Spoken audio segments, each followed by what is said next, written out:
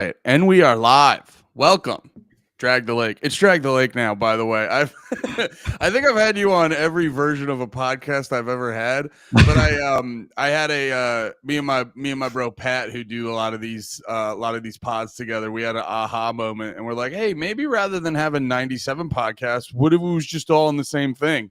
And I Right. go, Pat, that's crazy enough to work. So now I have the wonderful, the full of knowledge, the schizophrenic Austin Wade Picard here on Drag the Lake. And I'm very excited for this one. We're going to be talking about Columbine, which, dude, I got to be honest, it's so funny to like all the things that I like because it's just all my social media presence. I'm just posting about all that stuff all Right. the time, and it'll be funny where I'll be like, here's some new songs I'm into, and then today I'm just posting on my Instagram being like, so we're gonna do a deep dive in Columbine today, and I'm like, what does that look like to other people? But no, Austin's got a dope podcast, the Underclass podcast, and I've said it publicly many times before. It's quite possibly one of the best spooky music conspiracy podcasts out there, and he's Thank you. but no, it is really the best. Austin's the most well researched, the least schizophrenic, and the most articulate. So it's definitely go check out the Underclass podcast. It's what you need to check out when you're listening to quote unquote. Well, I don't even like the fucking term anymore, conspiracy. I'm just like, too many of them get proven right. I'm like, they're just it's history now. You fucked. Exactly. Yeah. It does seem like the alternative kind of conclusions that you come to once you actually dig into the details regarding most of these cases. Yeah, the world opens up to you and you realize that all of recorded history is seemingly just, you know, some sort of a manufactured fantasy world for the low frequency general public who are kind of in this cartoonish version of reality.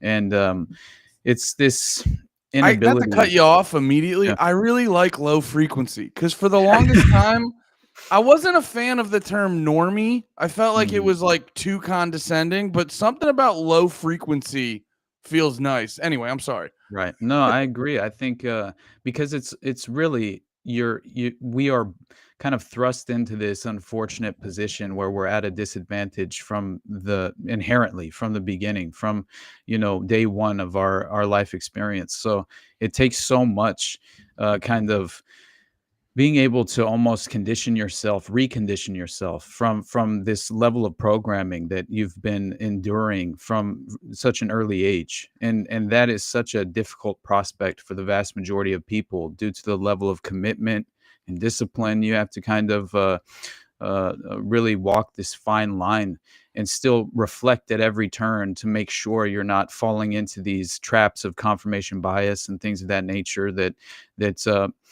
kind of cloud your critical thinking skills and your ability to think objectively regarding most of these cases as well. So yeah, I think low frequency is a better term because it's not as insulting and off-putting, because I think Yeah. all of us kind of came from that exact same sort of psychological framework and environment that as I said, it was really kind of this I always mention the Big Lebowski, right? When as far as just Donnie talking to Walter and the dude whenever they're sitting there watching the performance of the dude's landlord, who's like going through presenting his cycle basically, which seemed like it was his period, which was very strange. But either way, it was hilarious because in that scene, Walter freaks out on Donnie because Donnie basically mentions the In-N-Out burger that's near the area that they're going to go to find the individual,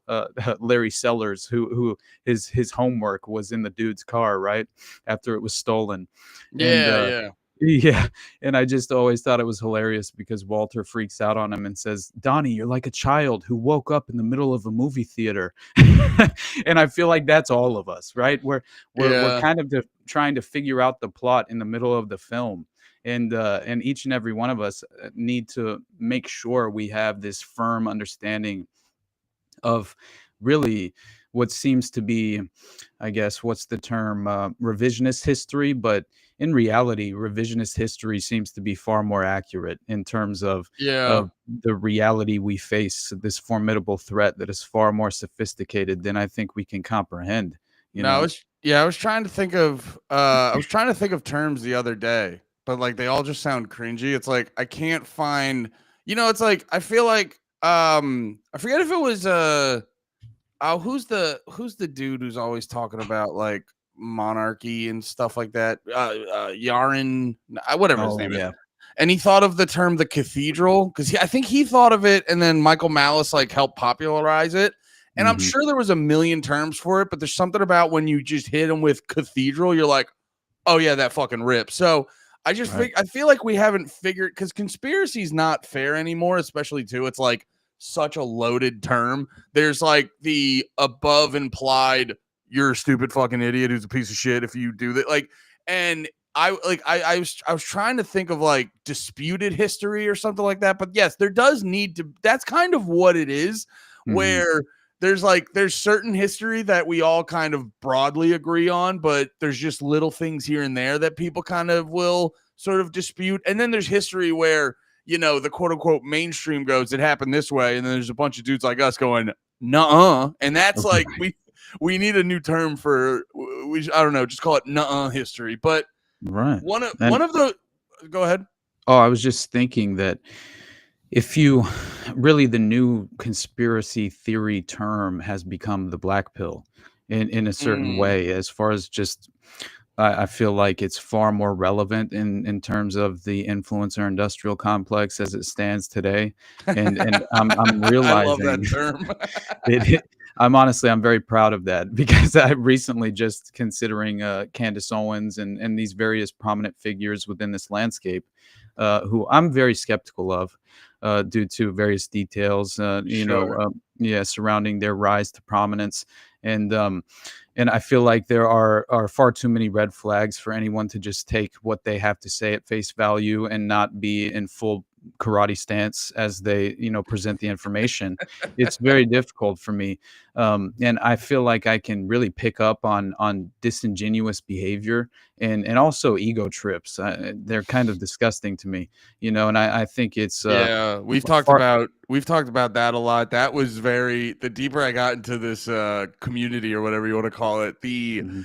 the egos in being like it's so funny to be like, oh yeah, we're uncovering the Satanist cabal, but also I have to be the guy who uncovers it. Exactly. You're like, hey man, whoever helps us have a lot less kids getting raped to death, whoever it is, just can someone do it? Exactly, man.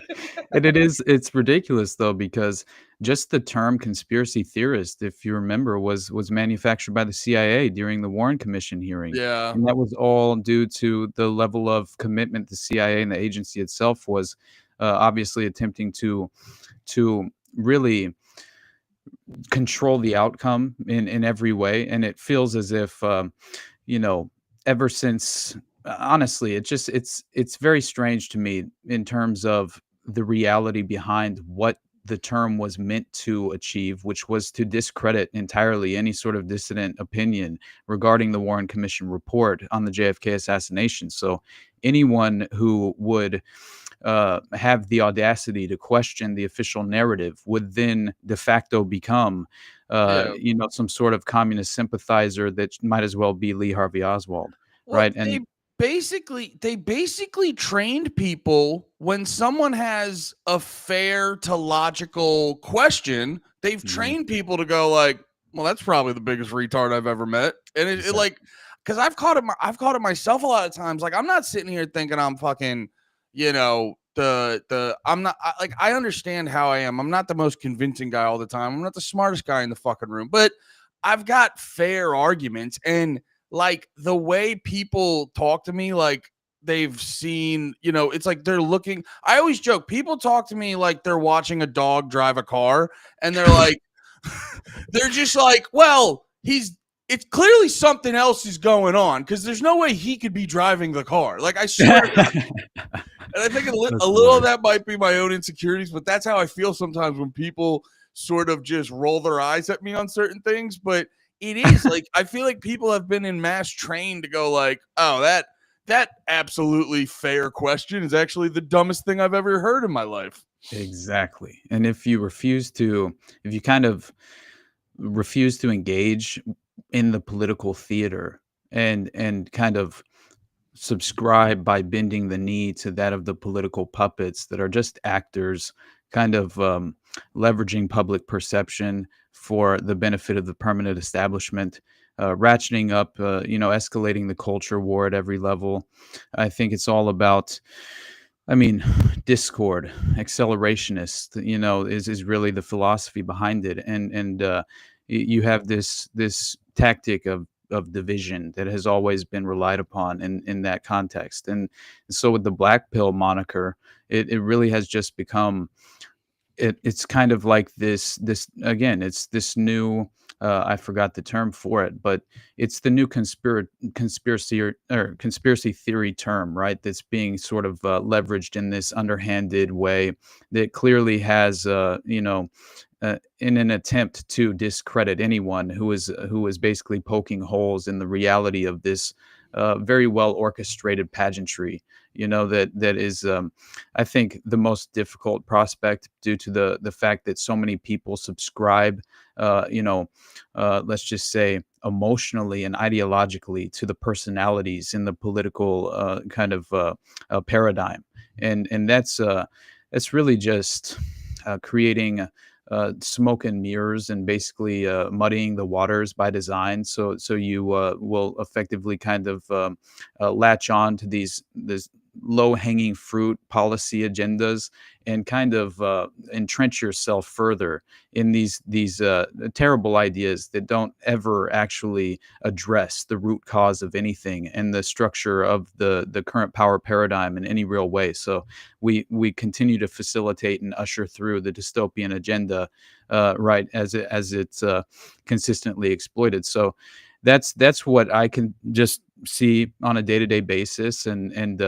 it's something that I kind of have just embraced the notion of, okay, you can call me black pilled, that's fine, but in reality, I think I'm just attempting to address the true threat that is facing us as far as society at large. And I do Yeah. think this is a permanent establishment that has been very well entrenched for generations, utilizing these kind of genealogical factors as far as the assets in place, dynastic aristocratic families that are very much members of the power cabal behind the scenes. These are unelected representatives. They decide our fate in closed private rooms, unbeknownst to the general public.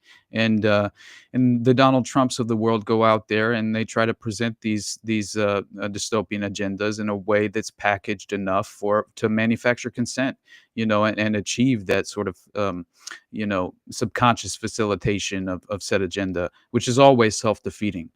So that plays perfectly into Columbine in terms of just the dystopian outcome, right? And even the Columbine effect, the psychological manifestation of kind of introducing school shootings into the subconscious minds of the general public, and it really disrupting because I think we talked about serial killers a couple episodes ago, or at some point I know we did. I Oh, think, we and definitely have. They're yeah, one of no, they're like it's why I like talking about this stuff because I've always said like and you and I'm always talking about like serial killers and school shooters in these sort of like pop culture understood way of like a weird dude who just kills a bunch of people for either no reason or it's like an Ed Gein or an Ed Gein. Well, Ed Gein wasn't a serial killer, but he did do a lot of fucked up shit. Or like Dahmer, who had there's like a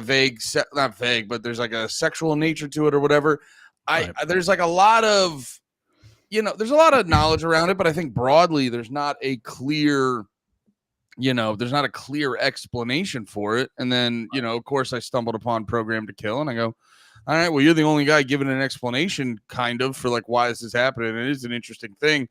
And all this stuff's very, very interesting because it's like I think when we're talking about it, people don't we've kind of I've tried to talk to people about it, and it's interesting how it doesn't spark more curiosity in people because I think it's so complex that people just throw their hands up and go, people are just fucking crazy, dude. I don't know what to tell you.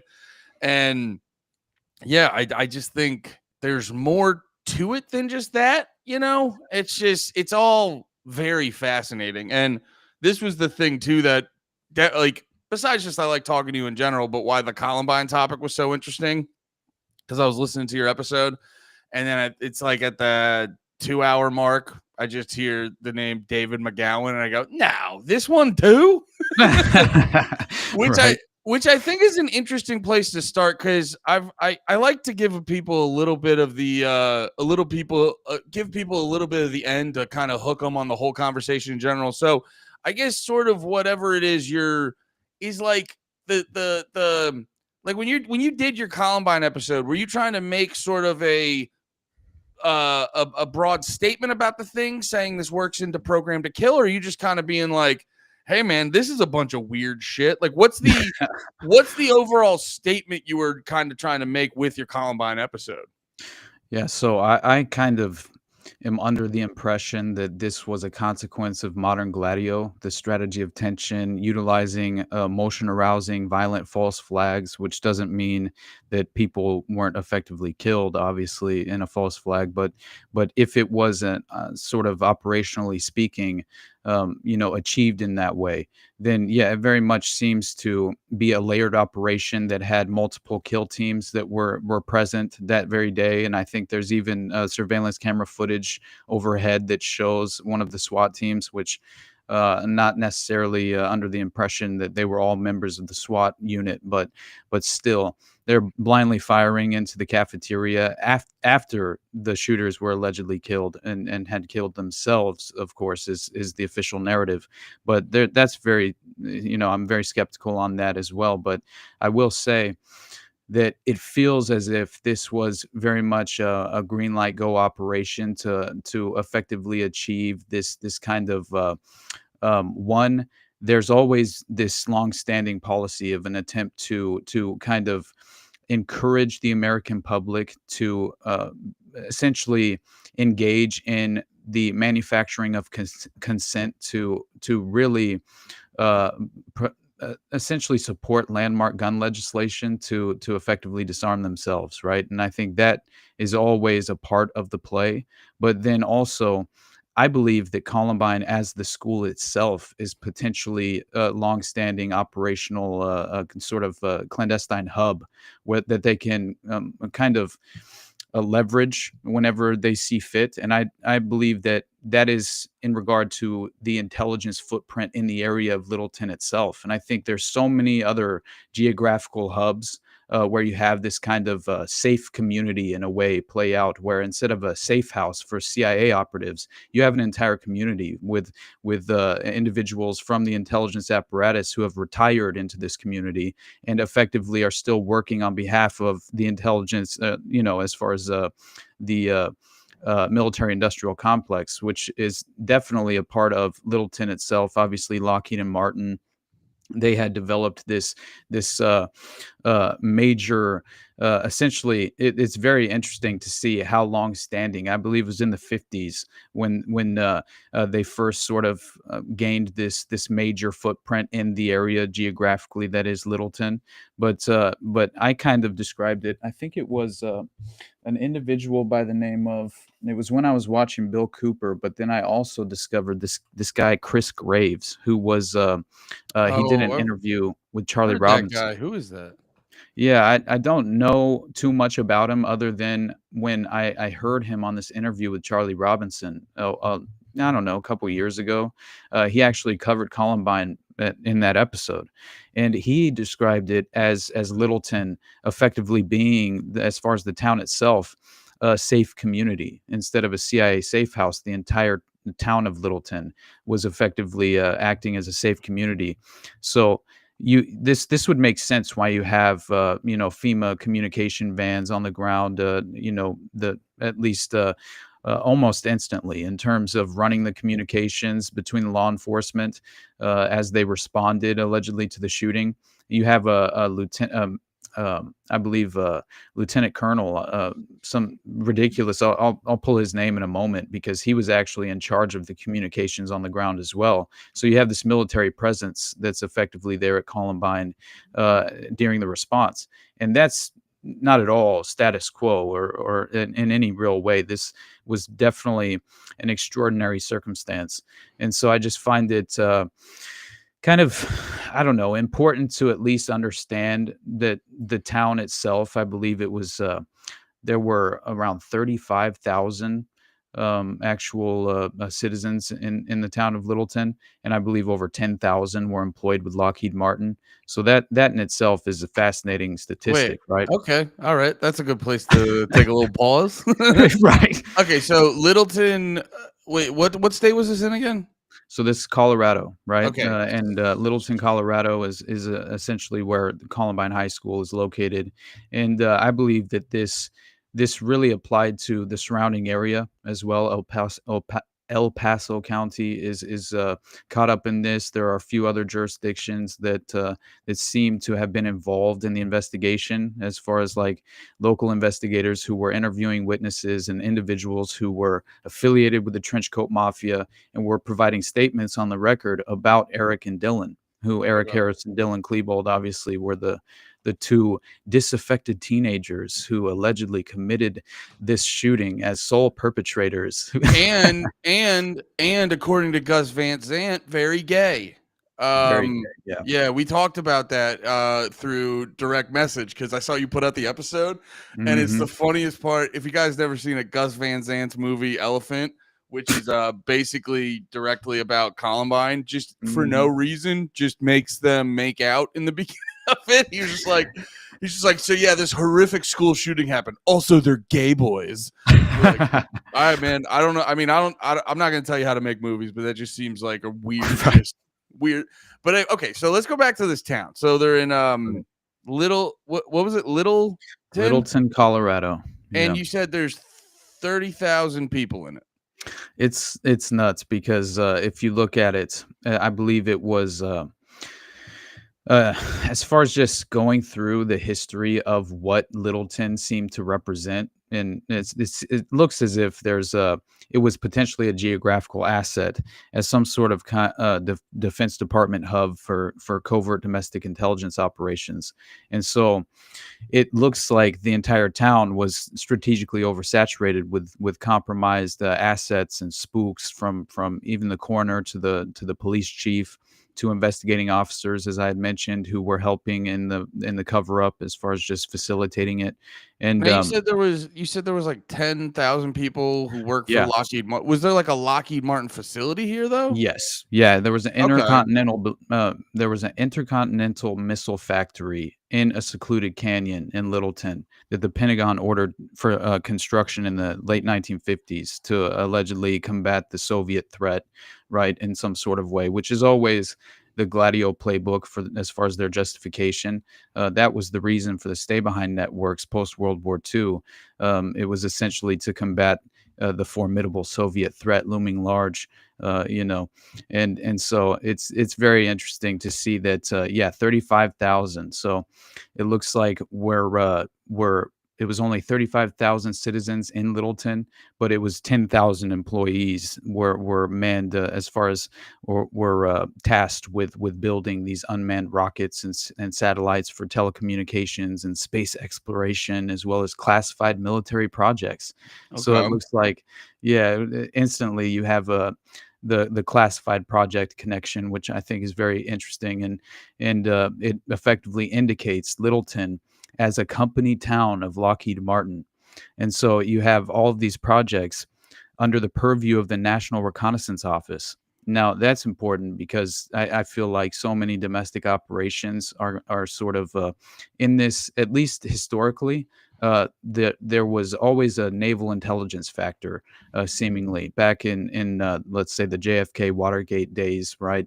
There was always a deep connection to naval intelligence attaches. Very interesting, affiliation to what I think was an upper echelon, as far as just individual assets being read in on the ultimate agenda, and at least within the context of certain avenues of what they were operationally intended to achieve. So I think there's no doubt that the National Reconnaissance Office has kind of been employing this long-standing strategy and controlling the outcome in many of these geographical areas and hubs that you can look to, such as Littleton. So it's also important to mention that Lockheed Martin has a major role in managing the Oak Ridge National Laboratory, which is obviously where so many different scandalous events have transpired in terms of mind control and also developing chemical warfare to then utilize within the context of let's say false flag domestic terror operations, even the anthrax scare there after 9/11, which was very clearly a manufactured crisis because that was traced back to the laboratory, and we all know at this point that it was domestically driven and it was an operation that was effectively greenlit to help reinforce and manufacture consent as far as the official narrative with the Iraq War. And so, oh my God, Saddam and Al Qaeda are sending anthrax in the mail. And in reality, the anthrax was only sent to key priority targets that they, Yeah. that they actually wanted to expose to anthrax, which is fascinating. But it goes to show that, you're never safe in the context of Also, being among the initiated. mailing geez, I can't talk. Mailing anthrax doesn't seem like the if you really want to like get shit done, doesn't seem like Mhm. the most like fucking stop being a pussy, fucking poison the water supply, dude. Like, Yeah, you know for what I real. mean? Like, I'm just I saying, mean, if you really want to be effective, it sounds like mhm. you're fucking 1 foot in, 1 foot out.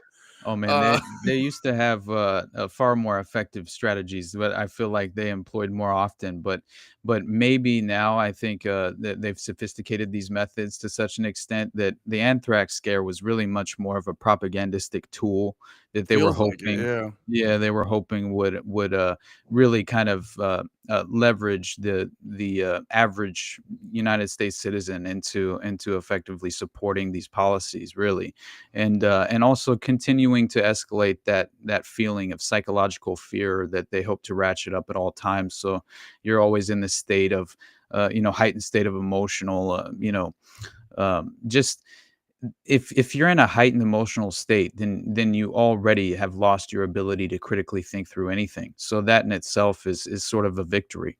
But Well, and it does feel like that sometimes because it always feels like there's a lot of dudes because like I didn't want to I joke all the time because people are like, oh, you're into I never wanted to be this guy. I never wanted to be this guy. I just wanted to be right, a dude who chills and is left alone. But then you start realizing you're like, nah, they're not gonna leave you alone.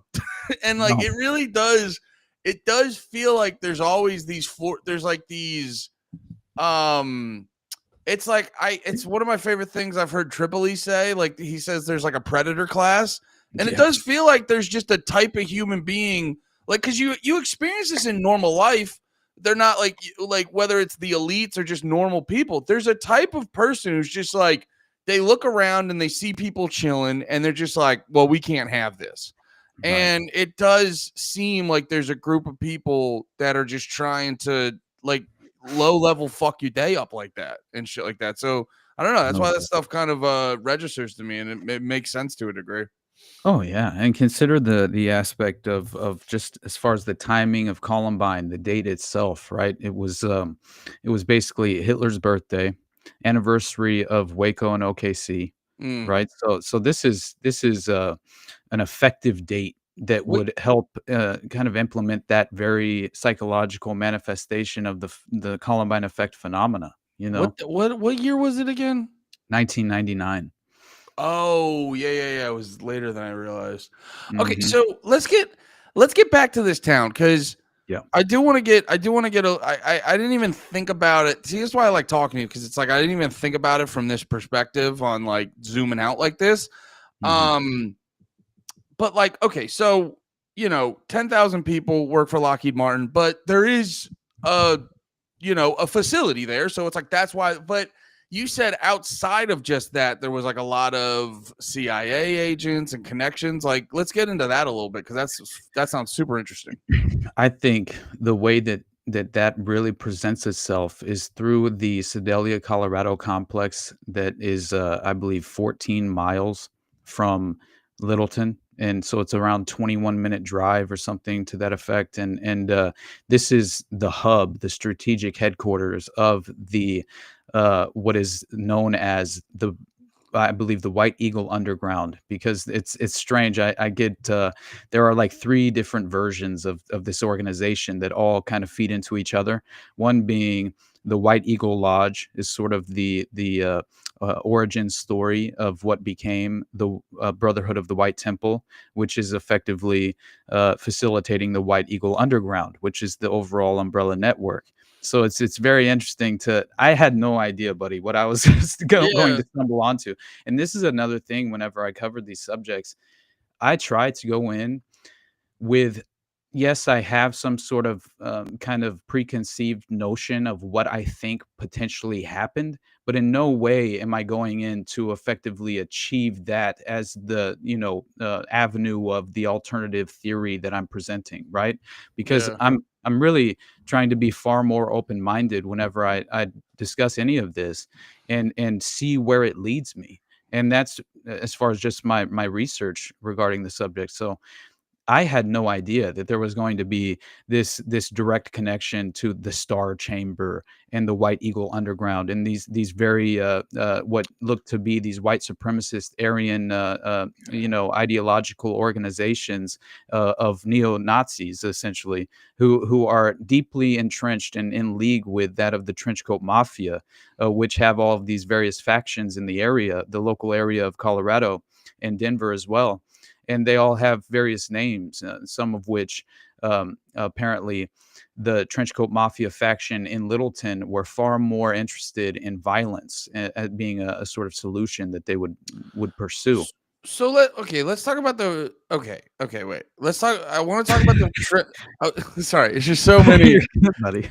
This is why I like doing the interviews. This is why I like doing, dude. It's so funny to like listen to your podcast, and you'll be like, Mhm. "Oh, what happened at Columbine?" And then I'll be like doing stuff, and you know, how, like sometimes you zone out and you're not like aggressively listening, and then you zone back in. I just hear your voice just being like, just talking about stuff like that, and you're like, and that's the clandestine, blah blah blah, and the MK Ultra, and I'm like, wait, what the fuck just happened? Is this still? I was like, is this still the same podcast? It's so okay. So we got the Trenchcoat Mafia, the White Eagle, something or other. You said, Mhm. and sorry, I'm not being. I'm just there's a lot of No, info. you're good, buddy. Yeah, it's a lot So of names so too. you're talking because first off, I want to address the Trenchcoat Mafia because like whenever you get into Columbine, you just assume it was a group of high school kids who are Yep. like a bunch of incels with a dorky like club name. But Mhm. like from how it sounds, how you're talking, it's actually a much bigger thing. But you're saying there was like a Trenchcoat Mafia, the White Eagle group, those like couple others you said. Like what was it? There was a bunch of these like militia groups or whatever in like the Colorado area just doing Yes. background illegal shit? Yes. So I and what's very strange to me is this seems to open up a connection into because again, we have an individual by the name of Wade Michael Page that plays into this as well, and I think he himself represents that of a modern Gladio operative that was basically given this path of the sheep dipped patsy in a way, who would effectively be hung out to dry years later in 2012, just after the Aurora, Colorado Cinema 16 Dark Knight shooting that James Holmes allegedly as the sole perpetrator. It's just a laughable story once you dig into that, obviously. But at the same time, this individual was trained, Wade Michael Page, and so he's stationed at Fort Bragg as late as 1998, training as a psychological operations specialist. And then he is given this ridiculous cover story for his general discharge, in my opinion, which seems very much like the path of the sheep dipped patsy. And that is, he is given a general discharge for allegedly drinking on post while he was on duty at Fort Bragg. And so he was abusing alcohol while on post. So he's given a general discharge in 98, a few months before Columbine actually happens. And then where does he end up? He resurfaces just after leaving Fort Bragg as a psychological operations specialist in Littleton, Colorado, Okay. 4.6 miles from the Columbine High School, 4.6 miles from the Blackjack Pizza restaurant where Dylan and Eric both worked, and all of the members of the Trenchcoat Mafia in the area were effectively meeting and gathering at this Blackjack Pizza restaurant. Mhm. And also, it seems as if he was only, I believe, 6 miles from Eric Harris's home. And so, to me, he provides us with an avenue in terms of the window into a modern Gladio operative, because obviously he was a member of the Western Hammerskins, which is this neo-Nazi white supremacist movement, basically that he was touring all of these kind of public events that they were having, these concerts, right, for basically these white supremacist Aryan concerts that he was going to, these festivals, music festivals, and he was going all over the country at that point. But he had a financier named Todd Blodgett, and it just completely boggled my mind that this connection came into that of Columbine, because Wade Michael Page, again, I believe he was one of the members of the actual hit teams that were actively, because there were multiple teams of shooters at Columbine, in my opinion.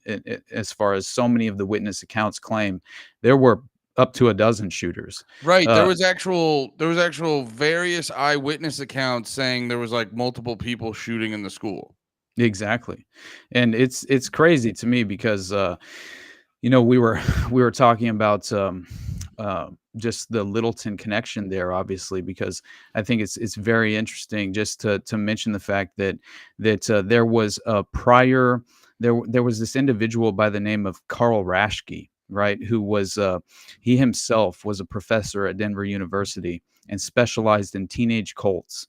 And he had claimed, because this is an indication of possible foreknowledge, right, by the federal authorities, and he had claimed that federal agents were on high alert for some kind of attack on Monday, April 19th, but failed to act on any of the warnings that they received, right? And apparently, obviously the shooting happens the following day, but just understanding that it was originally planned for April 19th, but was pushed back for a day, then that kind of does make sense, as far as like if they're trying to last minute make sure they have every single asset in a position that they would need to effectively control the outcome of this event. I mean, it reminded me of Uvalde as well, as far as the parents being held and detained essentially at a park nearby, not allowed to obviously venture toward the school in any real way. And I Yeah, just they jacked up that one mom trying to get in. Yeah, exactly. And Yeah. it just instantly, I just thought of you know it's really important, I think, to also realize that I had mentioned Wade Michael Page. I guess I should finish that brief connection, because it is fascinating, the Todd Blodgett kind of Was this tie-in. and this was the What? gentleman you brought up earlier that got stationed close to the school and the pizza place, you said? Yes, And wait, yes, exactly. who was that guy in contact? Was he a dude in the mainstream narrative, or is he just a behind the scenes guy? Well, he would later on essentially make a name for himself in 2012, just after the Aurora, Colorado cinema shooting, when he shoots up the Sikh, the Sikh Wisconsin Sikh temple, and essentially, I believe he was the Sikh temple shooter in 2012, just Oh, a he couple weeks became a after shooter. he became a shooter, and Okay. actually was killed by they claim he shot himself, but yeah, it very much seemed like he could have been even psychologically programmed to a certain level, and this could have Mm, been some sort of dream state like that he was potentially in, as far as very similar to that of Sirhan describing seeing targets in front of his eyes and believing he was at the shooting range whenever he was triggered by Elaine Neal, the woman in the polka dot dress, who basically mm, leans up, touches him on the neck, whispers something in his ear. So you have the triggered, code word that she's going to obviously whisper into his ear, which will help trigger the original layer of programming. But also they kind of overwhelm your sensory input by effectively combining this strategic playbook of this perfect recipe involving a scent, a specific scent I believe that they utilize this is why sensory deprivation is a factor in mind control as a sophisticated method. And I believe it's due to the fact that they want to implement this kind of trigger mechanism, which will help additionally trigger the layers of programming, which will lead them to a far more suggestible place where they will then be in that said dream state, committing the crime unbeknownst to them. And so that's what it seems like happened with Elaine Neal, because you have the visual component of the polka dot dress. You have the coffee that is the only thing he could remember, because he saw her. The last thing he could remember, he's sitting out in his car in the parking lot, and then he sees Elaine Neal, the woman in the polka dot dress, and then he follows her into the pantry, and all he remembers is coffee, coffee, coffee. Right. And so something could have been some sort of, chemical recipe of some kind, some sort of, obviously you would have to imagine they would have a formula to help trigger this sort of outcome. But I would think that there would be a pharmaceutical agent that they would utilize in that coffee potentially. And so not only do you have that factor playing in, but also the visual component of the polka dot dress, the scent that Elaine Neal was wearing, that would also help with that sensory input. And then the trigger word, I believe, is important, and the touch as well, as far as touching his neck.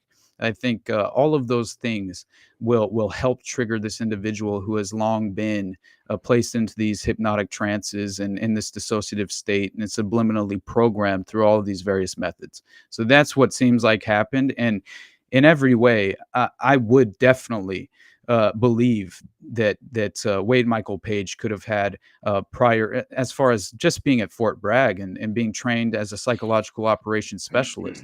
That in itself, I feel like, man, each and every one of these people, like understanding the Green Beret program, of how each and every one of the highest level of the upper echelon of the Green Berets were exposed to these behavioral modification experimentation methods. That's why Tim McVeigh was going to that dentist's office so frequently, because he was basically, one, they were reinforcing his programming at a certain level, and two, he had essentially been given a microchip in his molar, and he believed that, obviously when Dr. Jolly West came and visited him, I think that he potentially convinced Jolly him. West visited McVeigh? Yeah, before he Come died, on. before he was given lethal injection. Bro, I haven't finished Aberration Heartland of Real. Spoiler alert. I'm sorry, buddy. No, I'm fucking with you. No, it's just the same story of Jack Ruby, right? He goes and visits Jack Dude, Ruby. Jolly West. Yeah. Yeah. Wait. Jolly West visited McVeigh. Shut the fuck up. Oh, yeah, Come on, dude. man. Yeah. And just after that is when McVeigh was certain, he was convinced Yeah. that he would be given a counter a pharmaceutical agent that would counter the lethal injection, and he would be saved by his handlers. And that essentially he spent the rest of his time for his public execution. He spent all that time while he was incarcerated trying to leverage his defense attorneys to basically make it to where his father would never be able to perform an autopsy on his body. And so that's very, obviously that's suspect as hell. Fucking and insane. Raised all the red flags. But yeah, and so it makes a lot of sense to me that, and obviously I thought of Jack Ruby because clearly he's intended to, he was claiming he was going to tell the story essentially and blow the lid off of what really happened there with JFK. And just before he was set to testify, Jolly West came in. He shows up, and then Ruby's just fucking weird as shit now. Yeah, he basically had a psychological break that he could not return from, and had no prior history of any of this sort of psychological behavior patterns that would make sense of this. Yeah. And so it seems like, and this was he said, I believe when he testified, he said he heard screams outside his cell. And he yelled at them, "Don't you know they're killing Jews?" He believed that they were executing Jews in the Holocaust outside of his cell. That's how scared he was. He thought the Holocaust. Damn, can you imagine? Can you imagine being a Jew in the 60s thinking the Holocaust is right outside your door? That's what, after Jolly West visited him, he was hiding under a table. That's crazy. That's how much he was psychologically triggered in terms of I think they have these methods that they've been able to deploy upon individual, priority targets where they can force you to have a psychological break through this sort of exposure, and it's fascinating, man. But I will say Yeah. that I believe there's a direct connection to Wade Michael Page and the Trenchcoat Mafia, Okay, and yeah, and good. Let's go back. Yeah, let's go back to him. So again, in context of Columbine, who is this gentleman again? You said he was at Fort Bragg, yes, and he was doing the psychological. operations specialist, yes. Okay, and so how does he get? So how does he get to Columbine? Yeah, he just shows up in Littleton in '98 just after he gets the general discharge, which again, perfect placement in terms of it reminded me of Tim McVeigh at Waco passing out pamphlets. I'm like, Yeah. "What's going on here?" This Well, I does mean, I'm sure housing prices were cheaper, dude. He just probably got a good deal or something. Yeah, I'm sure, Okay, I'm okay. sure. So he just sorry, I'm such a dumbass. I was like, so here, what's the logical explanation? You're like, no, we don't do that here. Uh, okay, so he Oh, shows up. man. And then how does he interact in the context of how does he interact with Columbine? Okay. So this basically the implication here is a very well established group of white supremacist neo-Nazi accelerationists, merchants of death is how I describe them, Mm, and they're clearly in my mind in this context a part of a wider network that infiltrated and oversaturated with these cheap dipped psychological warfare operatives who are seemingly involved in Columbine so Wade Michael Page. Now, remember, August 5th, 2012, he fatally he shoots 6 people and wounds 4 others before allegedly committing suicide at the Gurdwara Sikh temple in Oak Creek, Wisconsin. And so Wade Michael Page, he's armed with a 9 millimeter, a semi-automatic pistol, and he decides to, according to multiple witnesses, they first reported 4 white males dressed in all black carrying out a well-coordinated mass murder attack involving tear gas. So that was initially the claim of witnesses on the ground at the Sikh temple shooting. So again, not quite certain. I haven't done the deep dive into this specific case, but I very much am already skeptical, from the outside looking in, especially understanding who Wade Michael Page was. But when the yeah. police arrived, Wade Michael Page allegedly shoots one of the responding officers 8 times in the parking lot, and then he's shot in the stomach and by an additional officer, I guess, and then that's when he fatally shoots himself in the head. So 4 people were killed inside the temple. 3 people, including Page, died outside. So he was born and raised in Colorado. So you can have that connection right away. So maybe he just got the general discharge from playing devil's advocate, right? He received Sure. the general discharge and then goes Going back back home, home. yeah, to Colorado and relocates. But here's the problem. If you can believe it, he actually went to school, high school in Littleton, right? And so it Yeah. makes sense, right? Nine News found Wade's name listed in a Littleton High School yearbook for 1987 twice, in Arapahoe County High School, or in Arapahoe High School's yearbook for 1989 and 1990 as well. So his last name happened to be different at the time. He was Wade Van Buskirk. So Mm, yeah, Wade Michael Page is definitely rolls off the tongue a little better if you want to become a mass shooter later on in life. But yeah. at the same Well, time, you have to go by 3 names if you want to kill a bunch of I know people I'm in one actually day. concerned that I go by Austin Wade Picard as far as just my middle name. Like, Yeah, yeah. Austin, you're just walking around your house, like touching yourself in different places to make sure you're not a Manchurian candidate. Dude, I'm like in the shower. I'm like, are they triggering the radio EMF, electromagnetic frequency systems, man? That would be the biggest bitch of all of it, where it's like you're the Manchurian candidate guy, and you actually end up, but you're like, God damn, They they got got me me. too. Fuck. For real though. But man, what's so crazy about this guy's connections is that he was, as I mentioned, an army vet, right? Served from April '92 to October '98, and Page had apparently he was.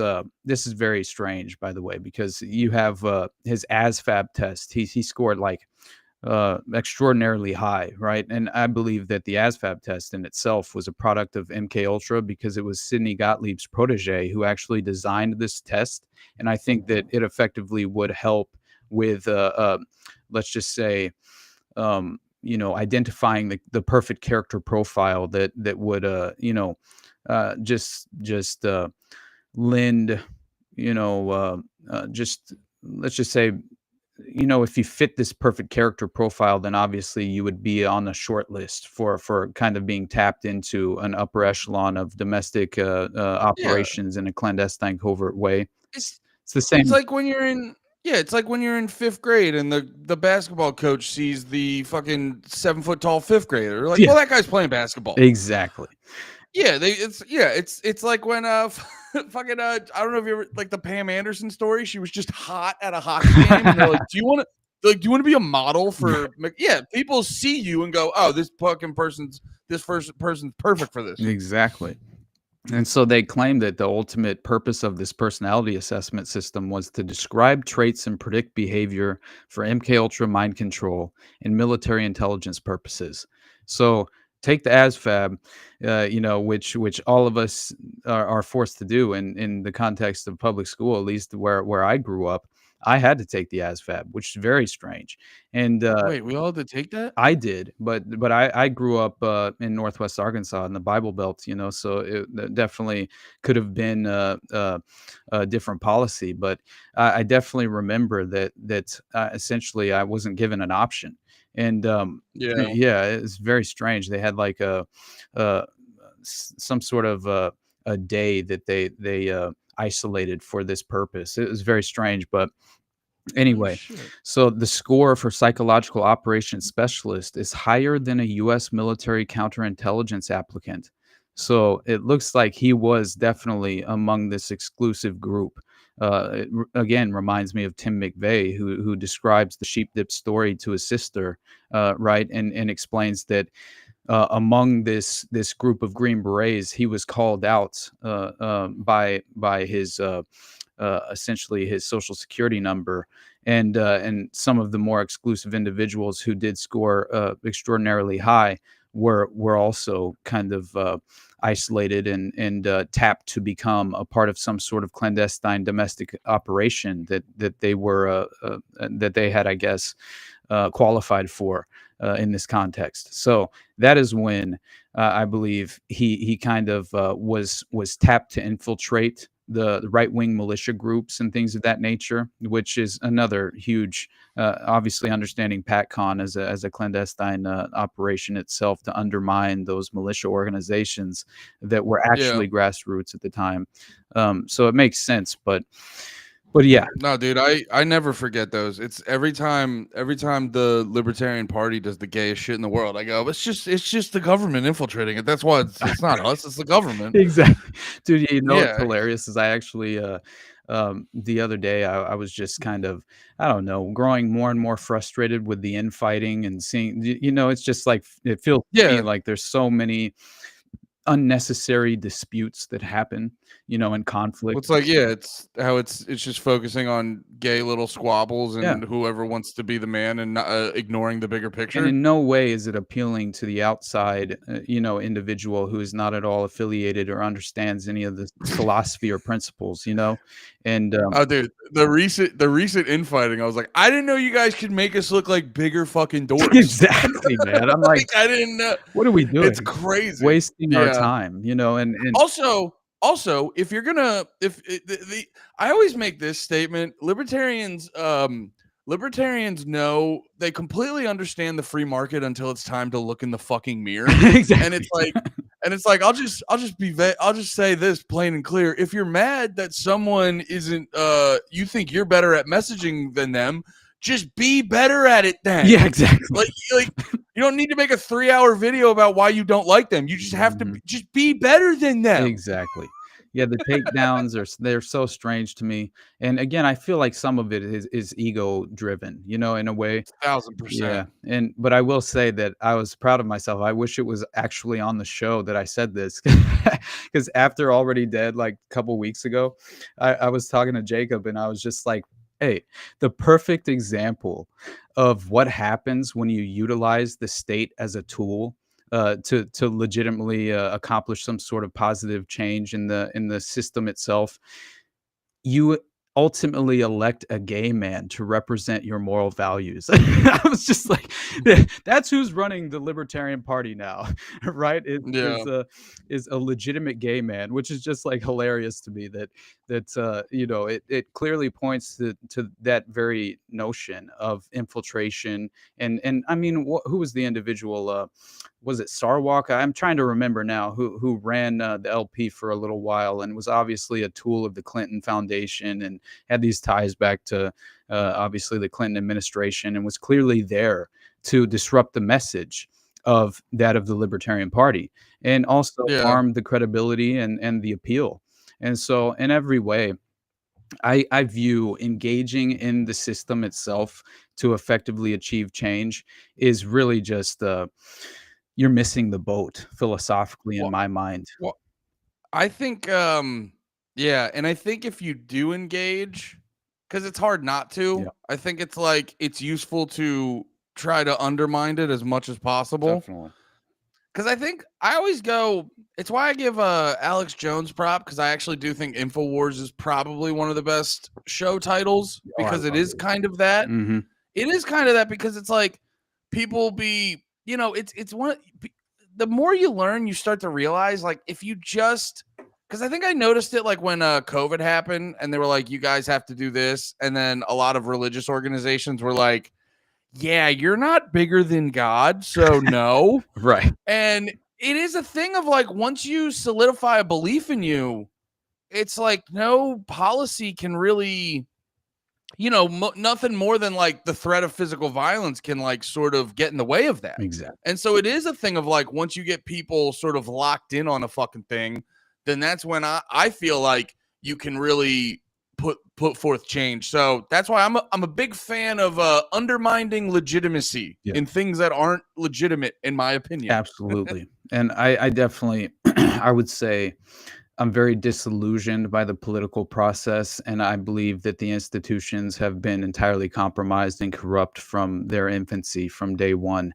They were essentially, you know, they were created by the most sinister, let's just say, if you realize that the opium wars effectively funded the rise of America's institutions, including Yale University and some of the most exclusive university structured school systems that exist in modern day that are effectively disrupting our fabric as far as our just kind of the fabric of moral fabric of society. And I mean, just understanding the creation of the Skull and Bones secret fraternal organization, it's a German death cult, and not understanding that this is really, I believe that even the US itself is sort of a product of it's kind of an extension of the really the British royal families. If you kind of tie this back to the Pilgrim Society and the Anglo-American establishment, there's no way that this wasn't entirely a sort of dystopian outcome from day one in terms of the American dream, the city on a hill. In reality, all of that was really effectively a psychological operation, to kind of create this false notion in the minds of the American public, when in reality it was always compromised. And I think understanding that the vast majority of the leadership from just generational has very much been insulated from any accountability as well. So I just don't believe in engaging with the institutions as a kind of plausible avenue for change in any real way, Yeah. because I view them as entirely compromised. So, yeah, I just feel like they're very much more kind of strategically conditioning the public to embrace this outcome in more ways than Dude, one. I think that's a big part of it because you were saying before, like, I had this realization a while ago. It's like the American dream is actually kind of a trap Yeah, where, like, and it's how you kind of like stay locked in and let all this like bad shit happen because you're focused on this like hypothetical end result. Right. And so it actually trains you to ignore things that, like, I see it all the time in comedy. You'll see certain comedians who are like, they'll talk one way and you see them in private and it's like, oh yeah, you're doing that because you don't want to fuck up this and that opportunity. And it's like, yeah, a lot of people do that in every facet of life, where it's like you have this specific end goal in mind and you basically just tune out things that are going to hurt you from getting there. Yeah.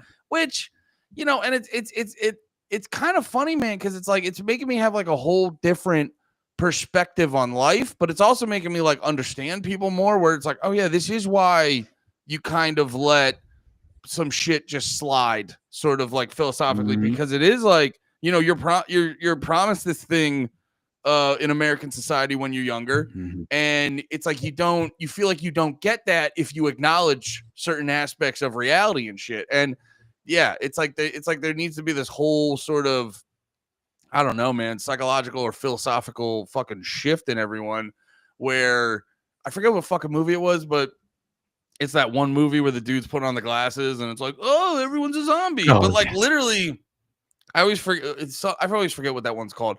But it's like, it feels like there could be this like shift that almost jolts people out of it to go like, oh fuck, well, maybe not a jolt, but something slowly over time. You know what But I yeah, actually read the other day, it's been quite a while now, but it was so convincing when I was reading through it, and it was David Livingstone is this journalist, and I believe he's clearly using a pseudonym of some kind, but at the same time, I think he's had a conversation with William Ramsey, and I've intended to actually go back and listen to that for quite a while, because I haven't actually been introduced to him as a person. I've just read his work, right? And so, but I find it very interesting because there was an article he had written that he titled "America," and he begins it with a chapter labeled "Sacred Destiny," and it fully convinced me that essentially of what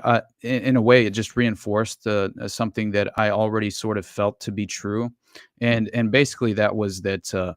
The fleeing members of the British colony who obviously fled to North America in the 17th century to settle, and as far as these Englishmen fleeing persecution at home, right, allegedly, in reality, they supported what was to be known as a holy experiment, or as I mentioned, a city upon a hill.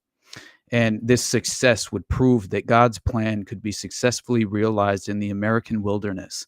Ultimately, their efforts inspired their successors to establish the legacy of secularism in the United States, permanently separating church and state in order to avoid the same persecutions their predecessors had endured.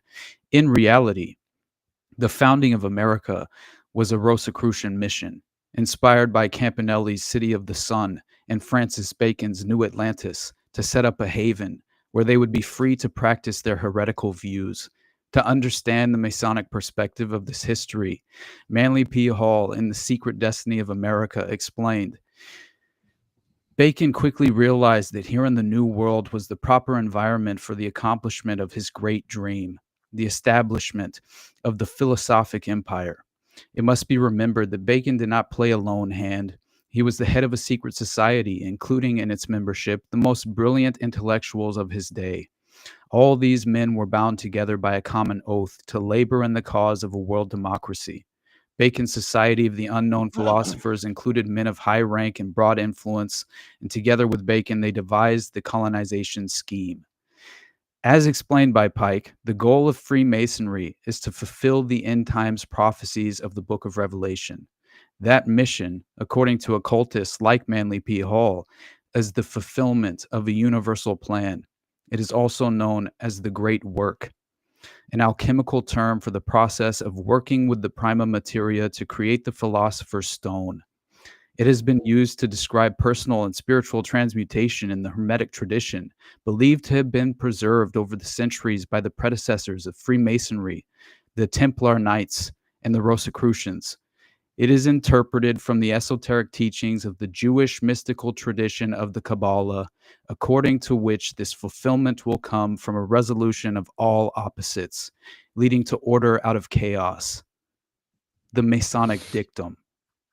That See, right this there, I is was like, I'm sorry, but that is so convincing in terms of yeah. the actual foundation of America being this Rosicrucian mission and a true dystopian outcome from day one, and occultists layering in this agenda to be fully embraced by that of the low frequency general public. They can't quite engage with critical, in a way, utilizing critical thinking skills, and are so conditioned to fall into these preordained outcomes and these well laid traps of ideological subversion.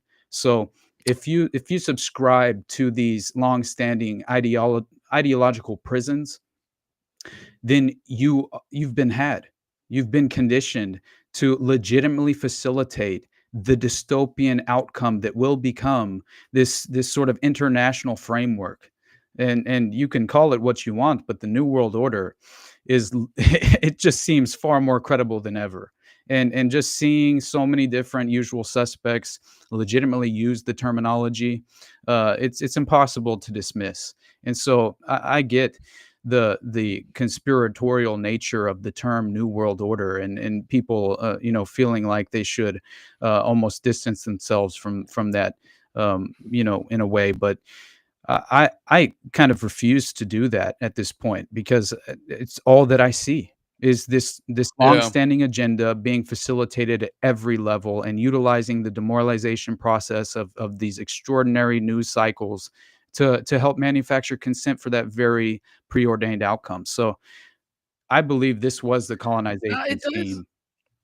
It does feel like that because, like, the one thing I always was very like tuned in on, the more I started learning about history and stuff like that, is like, it's like I was learning, it's this thing when you learn about certain things, and it's like there's certain stuff that's like, up for opinion. But it was like when I started to learn about like financial stuff and like how money works and shit like that. Right.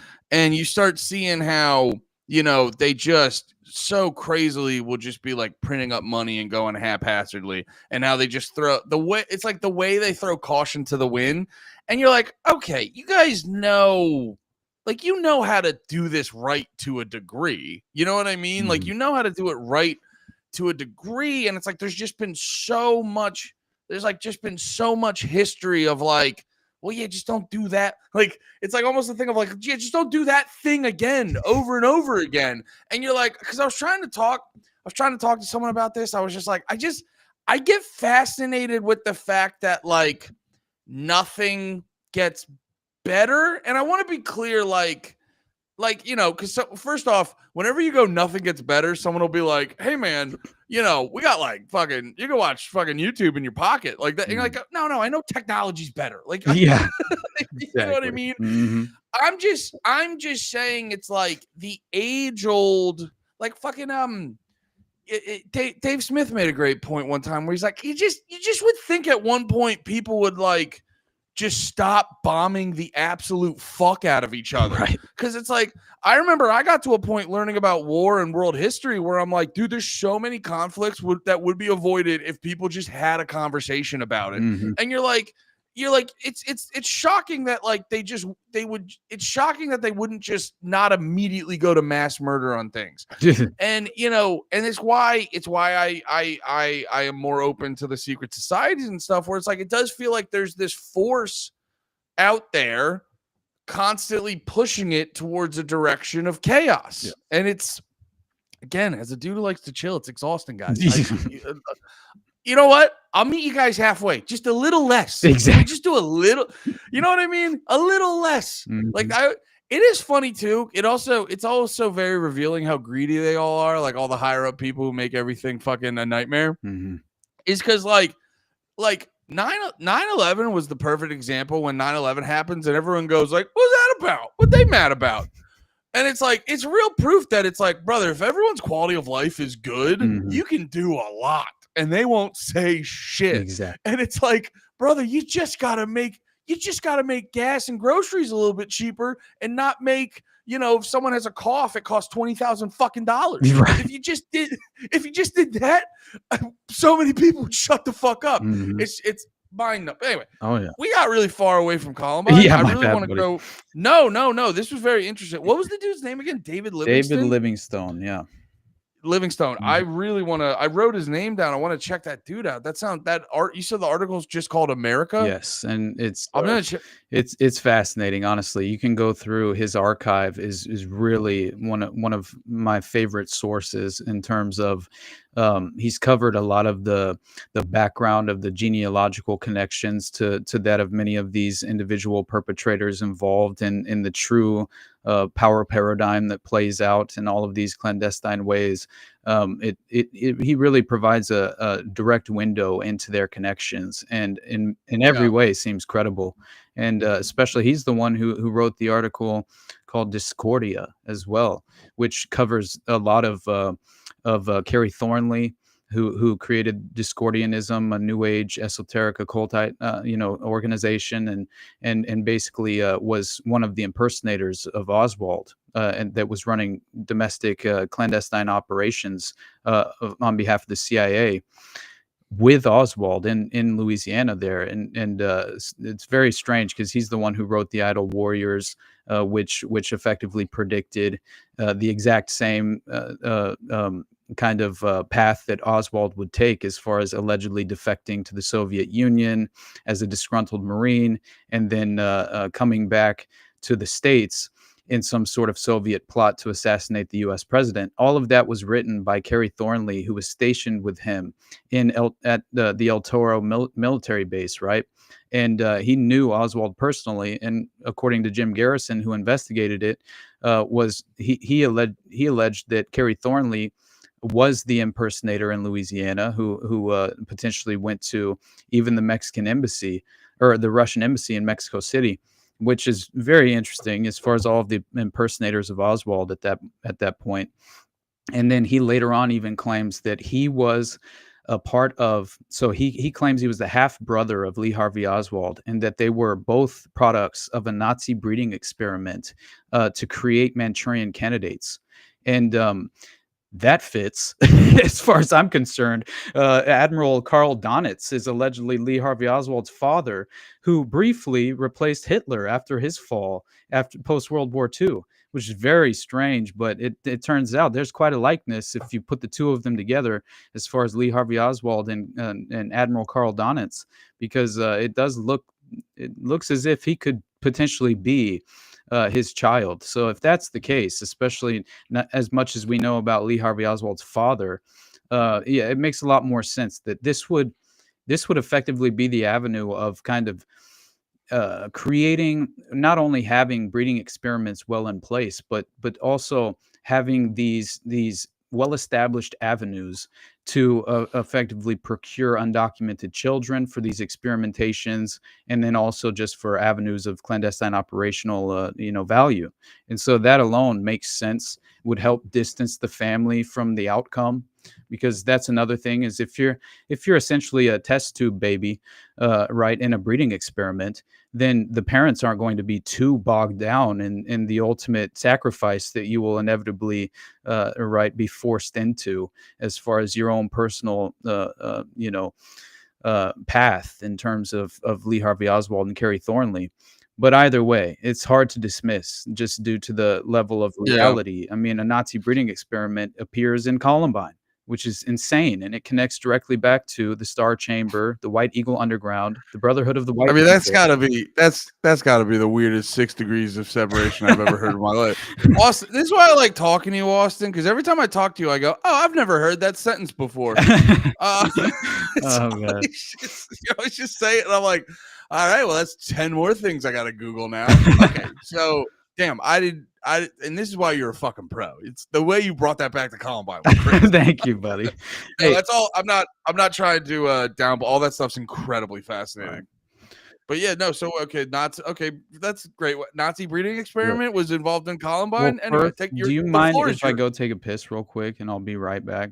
Is that cool? Not at all. This will be a good pause. We'll just have whatever. This will be on stream. I'll edit this out later. We're not super professional. Awesome, buddy.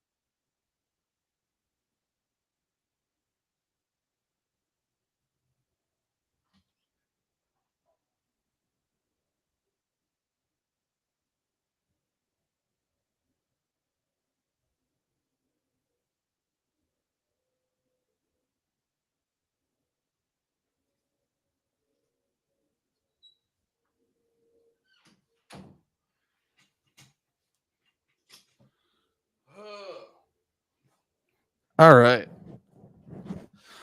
So glad he asked to take a piss. I also had to take a piss.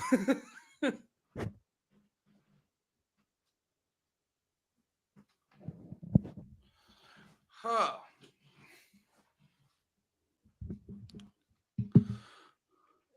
Yeah, this is why Austin's the man. All the shit's so fucking interesting. And like, it's funny. It was happening earlier in the interview where he was saying a couple things, and we were talking about like the 30,000 people, 10,000 people with Lockheed Martin, and then he was saying that, and it was like, well, they do work there, but then it's like it but like you wait a little bit, and he'll hit you with some other stuff where you're like, oh yeah, like you keep. Because I think the human instinct is to just be like, well, that's fucking crazy. The human instinct is to just be like, well, that's fucking insane. That's fucking crazy. But it's like, you give it enough fucking time. You hear, I was just telling him how fucking, you'll be saying some stuff and I'll just be like, what the fuck's going on? What are we talking about?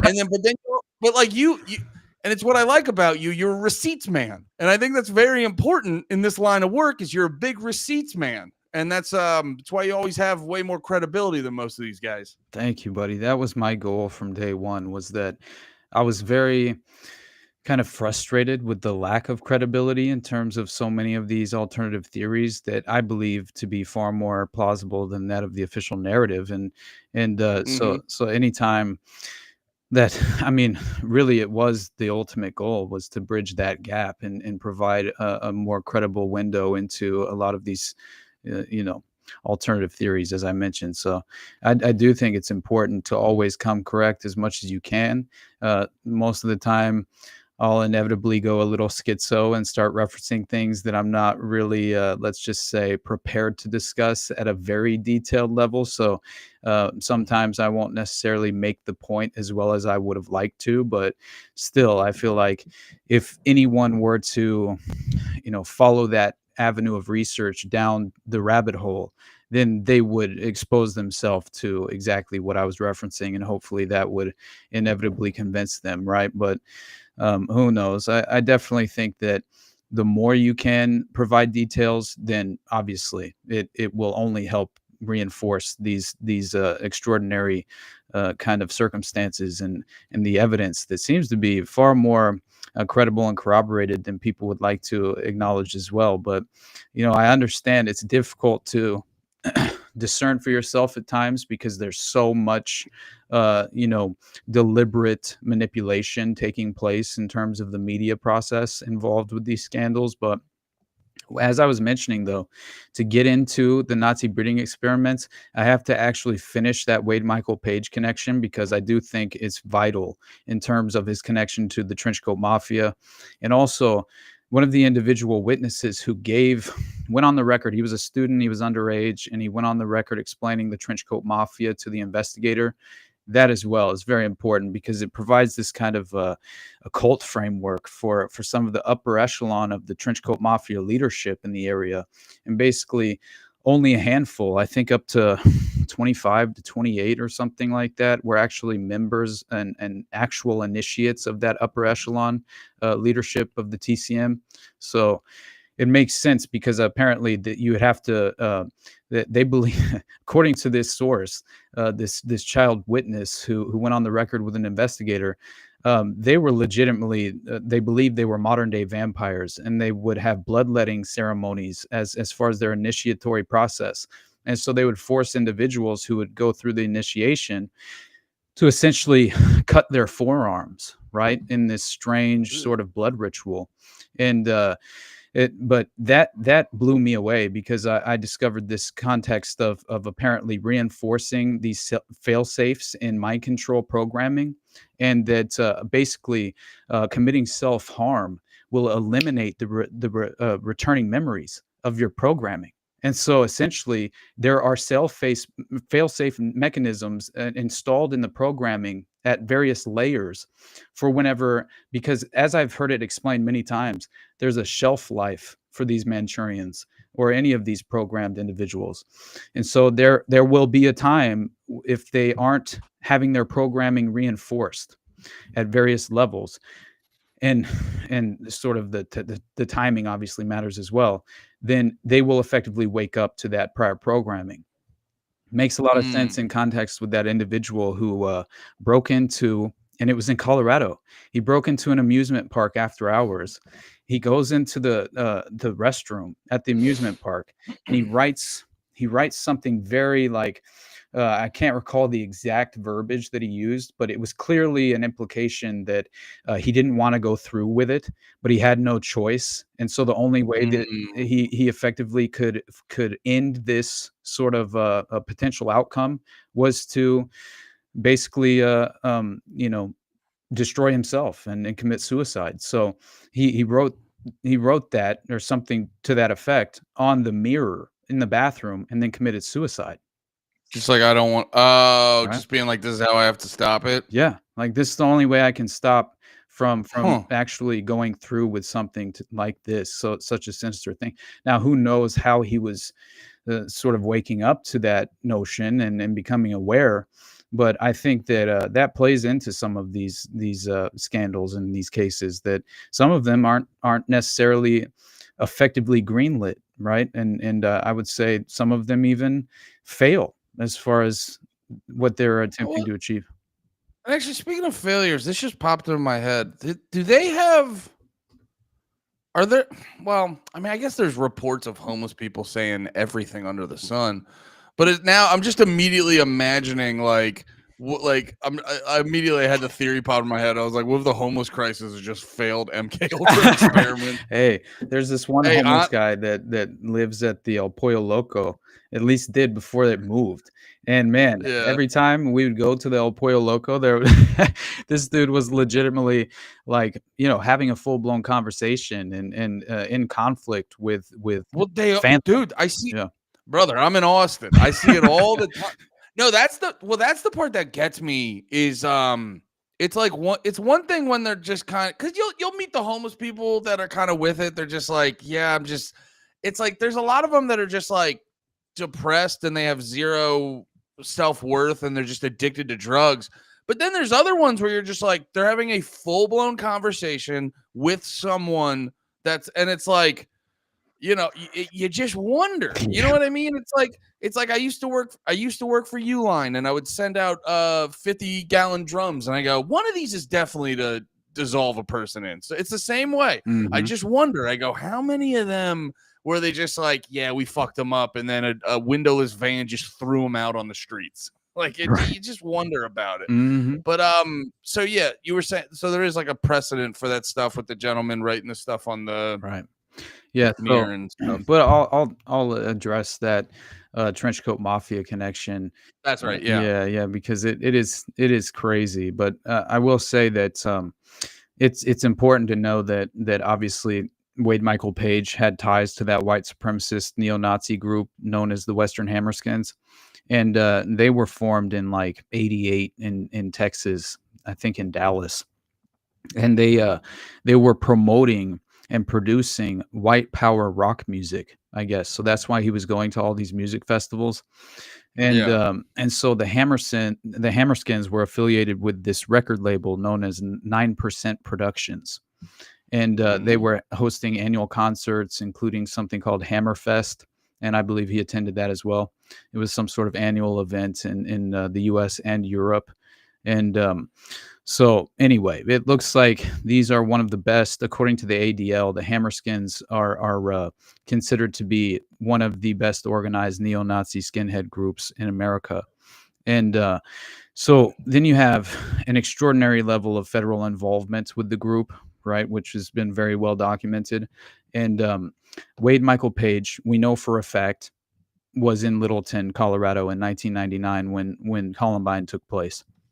So we also know that in 2000, with no known source of income, he suddenly leaves Littleton on a cross-country trip, visiting friends and attending these festivals in Georgia, North Carolina, Ohio, West Virginia, and California. And then he even discussed this personally, apparently, when he wrote a statement alleging, just as far as regarding his abrupt departure from Littleton just after Columbine. And he says, I'm originally from Colorado and had always been independent. But back in 2000, I set out to get involved and wanted to basically start over. So I sold everything I owned except for my motorcycle and what I could fit into a backpack and went on a cross country trip visiting friends and attending festivals and shows. I went to Hammerfest 2000 in Georgia, over to North Carolina, up to Ohio, down to West Virginia, and out to California. And that's when I joined Youngland.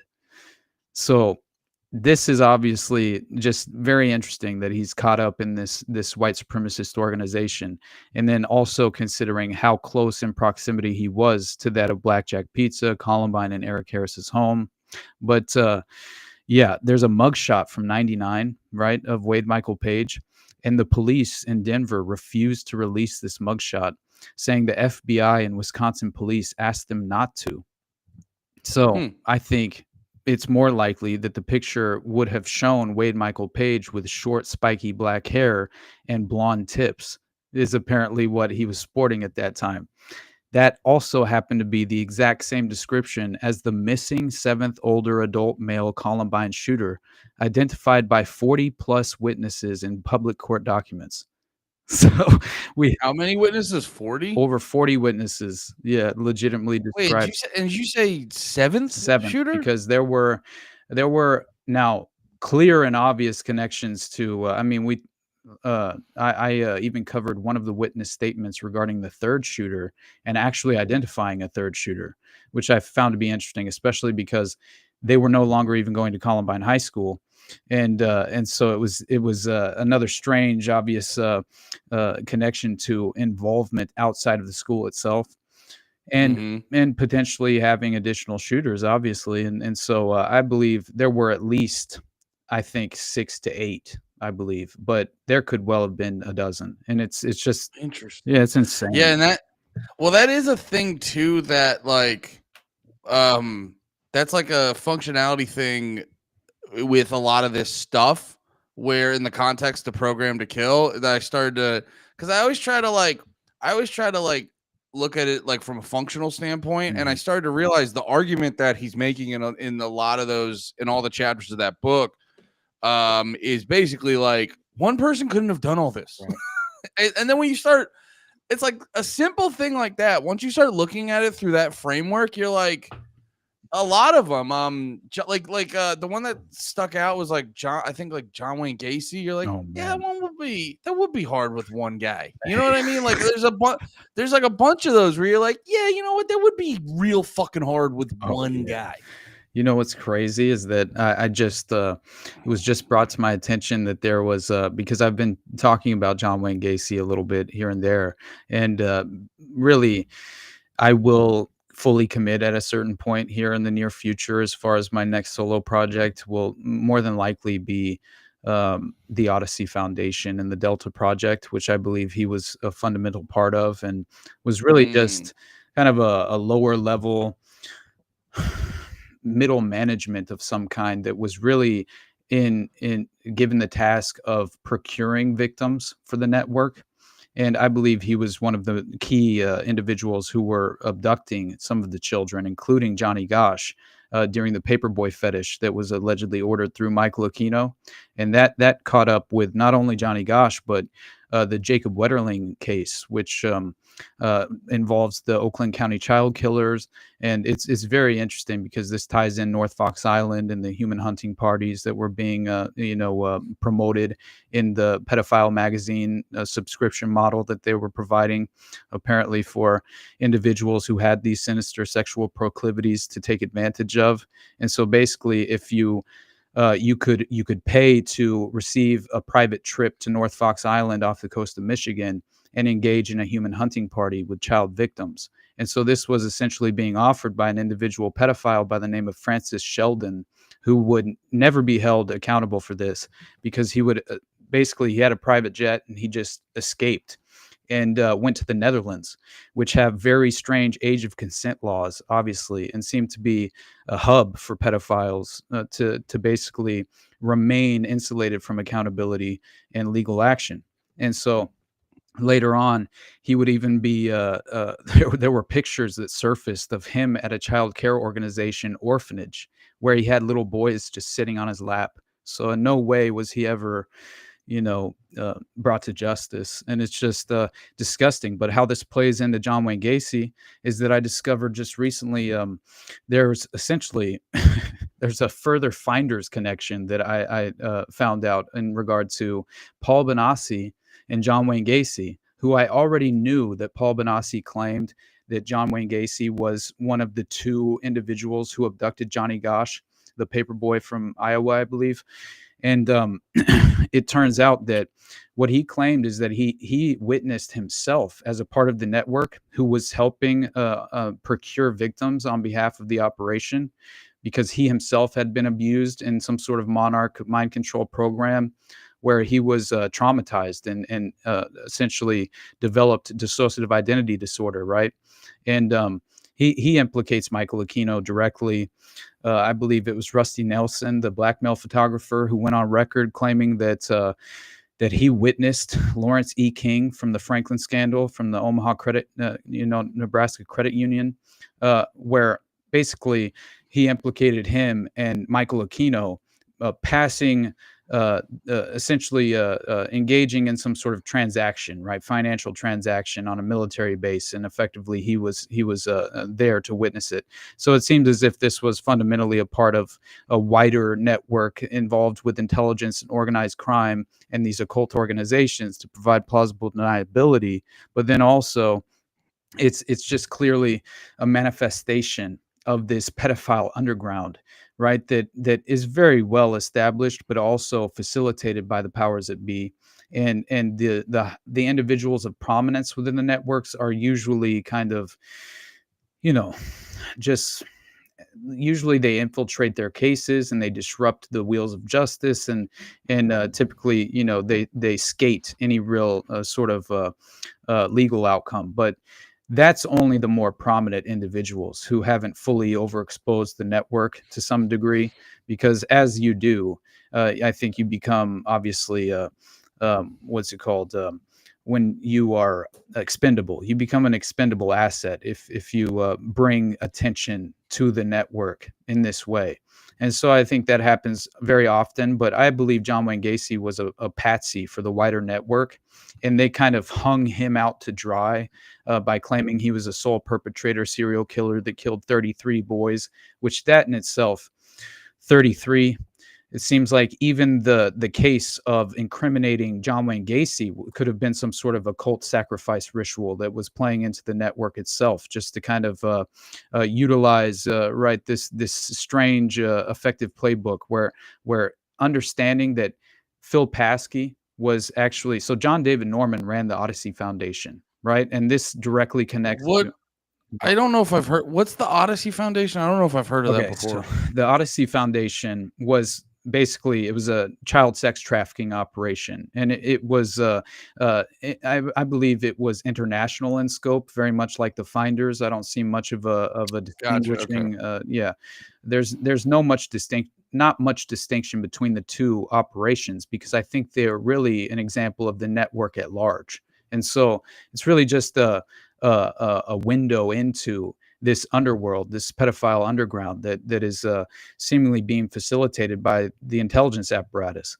So it looks like John David Norman has direct connections to not only John Wayne Gacy, and this is a prolific pedophile that legitimately went to prison for this. And if you look up a picture of John David Norman, it's all day long. There's no way that you would that you would actually reject anything that I'm describing here.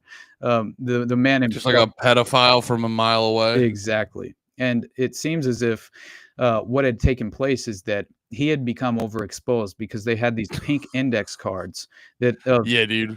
Did you see a picture? 100%. It's crazy. I just want to show the people. I just want to show the people real quick. Like, yeah, dude. I mean, completely.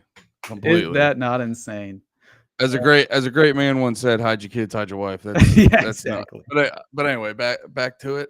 Yeah, no, It's honestly incredible how much the Odyssey Foundation it would then evolve and kind of rebrand itself as the Delta Project after he was incriminated and basically went to prison for charges of pedophilia, and um, and so he was convicted many different times between 1960 and 1998 on child molestation and child pornography charges. So there were child porn was directly discovered in a few of the properties connected to John David Norman and Dean Corll in Houston, who was the Candyman killer, who Mm. allegedly killed all those boys as well. When in reality, he was just as much of a John Wayne Gacy type, in my opinion, who were obviously they had these strange sexual proclivities they wanted to take advantage of. So that would lead them into being a vital asset in the network itself, but really also offer them, a kind of avenue into procuring victims for themselves as well.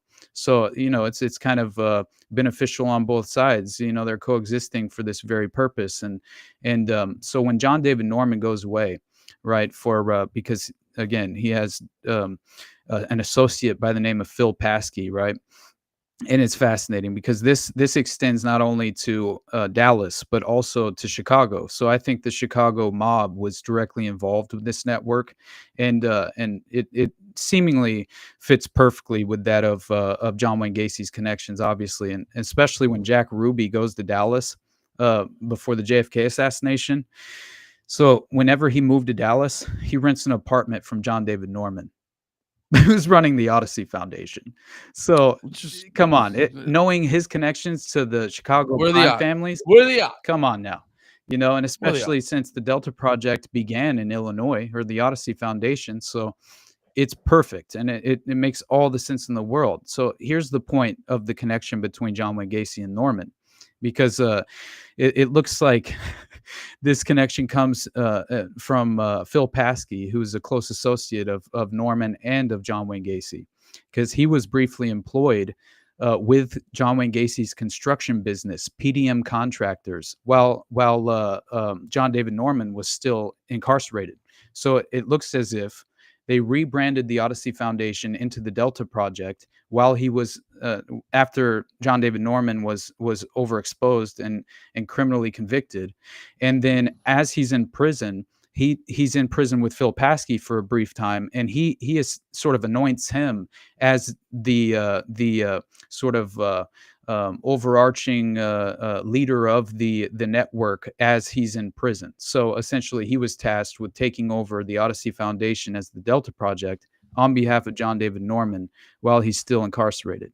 And so while he's in charge of the network itself, he is currently employed with PDM Contractors, the John Wayne Gacy's construction crew. So that in itself, come on.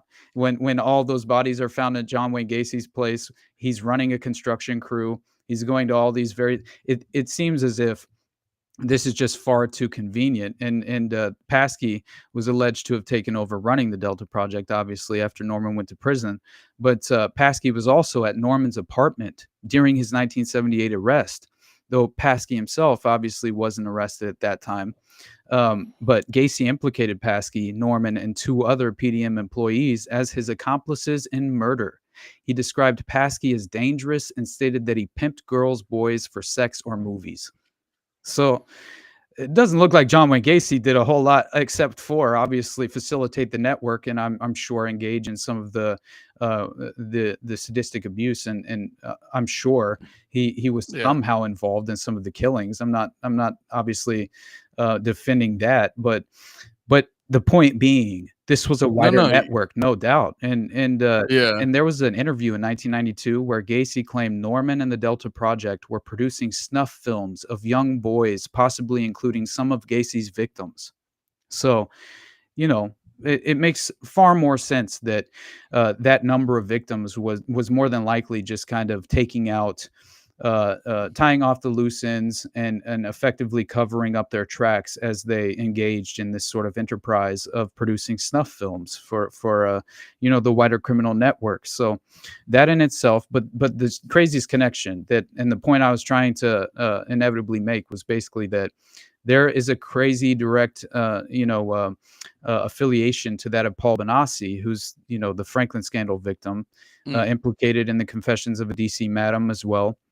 And it looks like he was even at the foundation in Boston, Massachusetts of NAMBLA, the North American Man Boy Love Association. He claimed that he was there with members of the Catholic clergy and local authorities who were effectively creating this organization to essentially normalize pedophilia, right, and create a protected class for that sort of degenerate Yeah. lifestyle.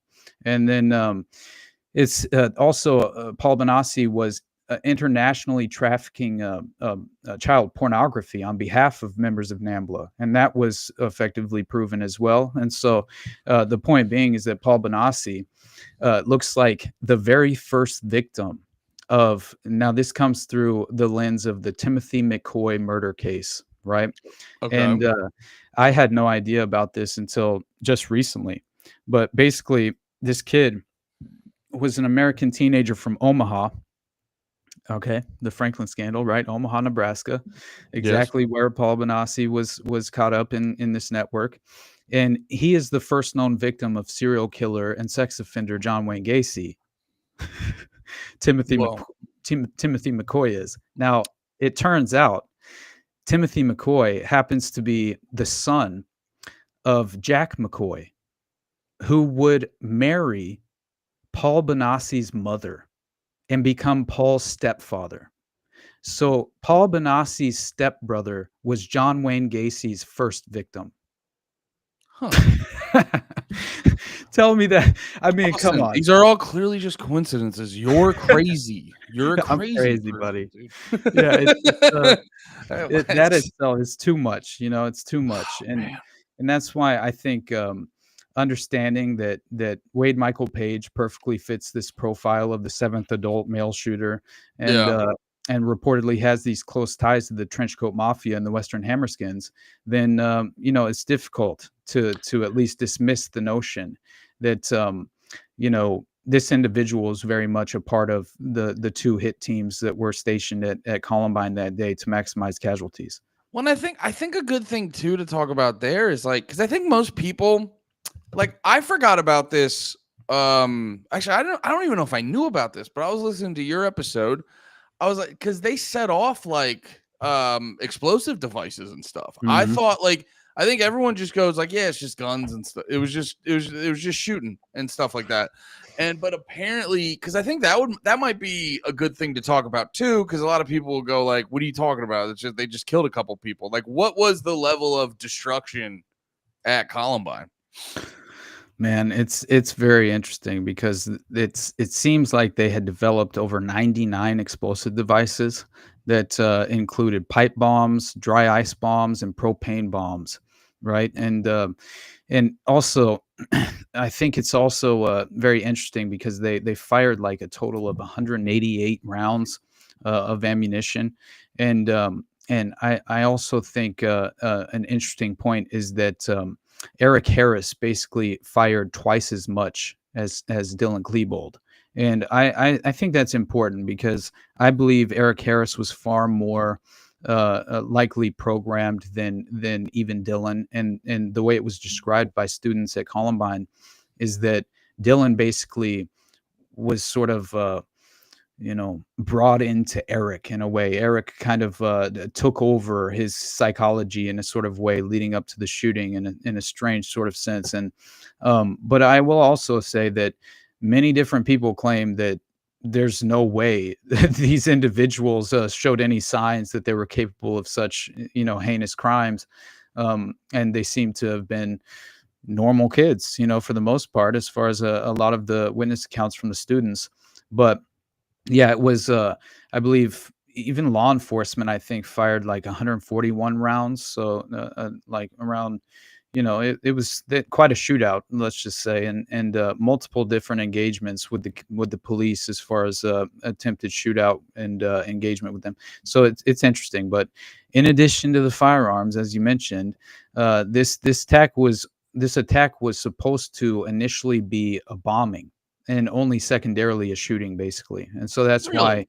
Yeah, they had hoped to even collapse the library on top of the cafeteria because it was actually above the cafeteria, and that's why you have a second story. Whenever if you look at the footage of Columbine, you see this.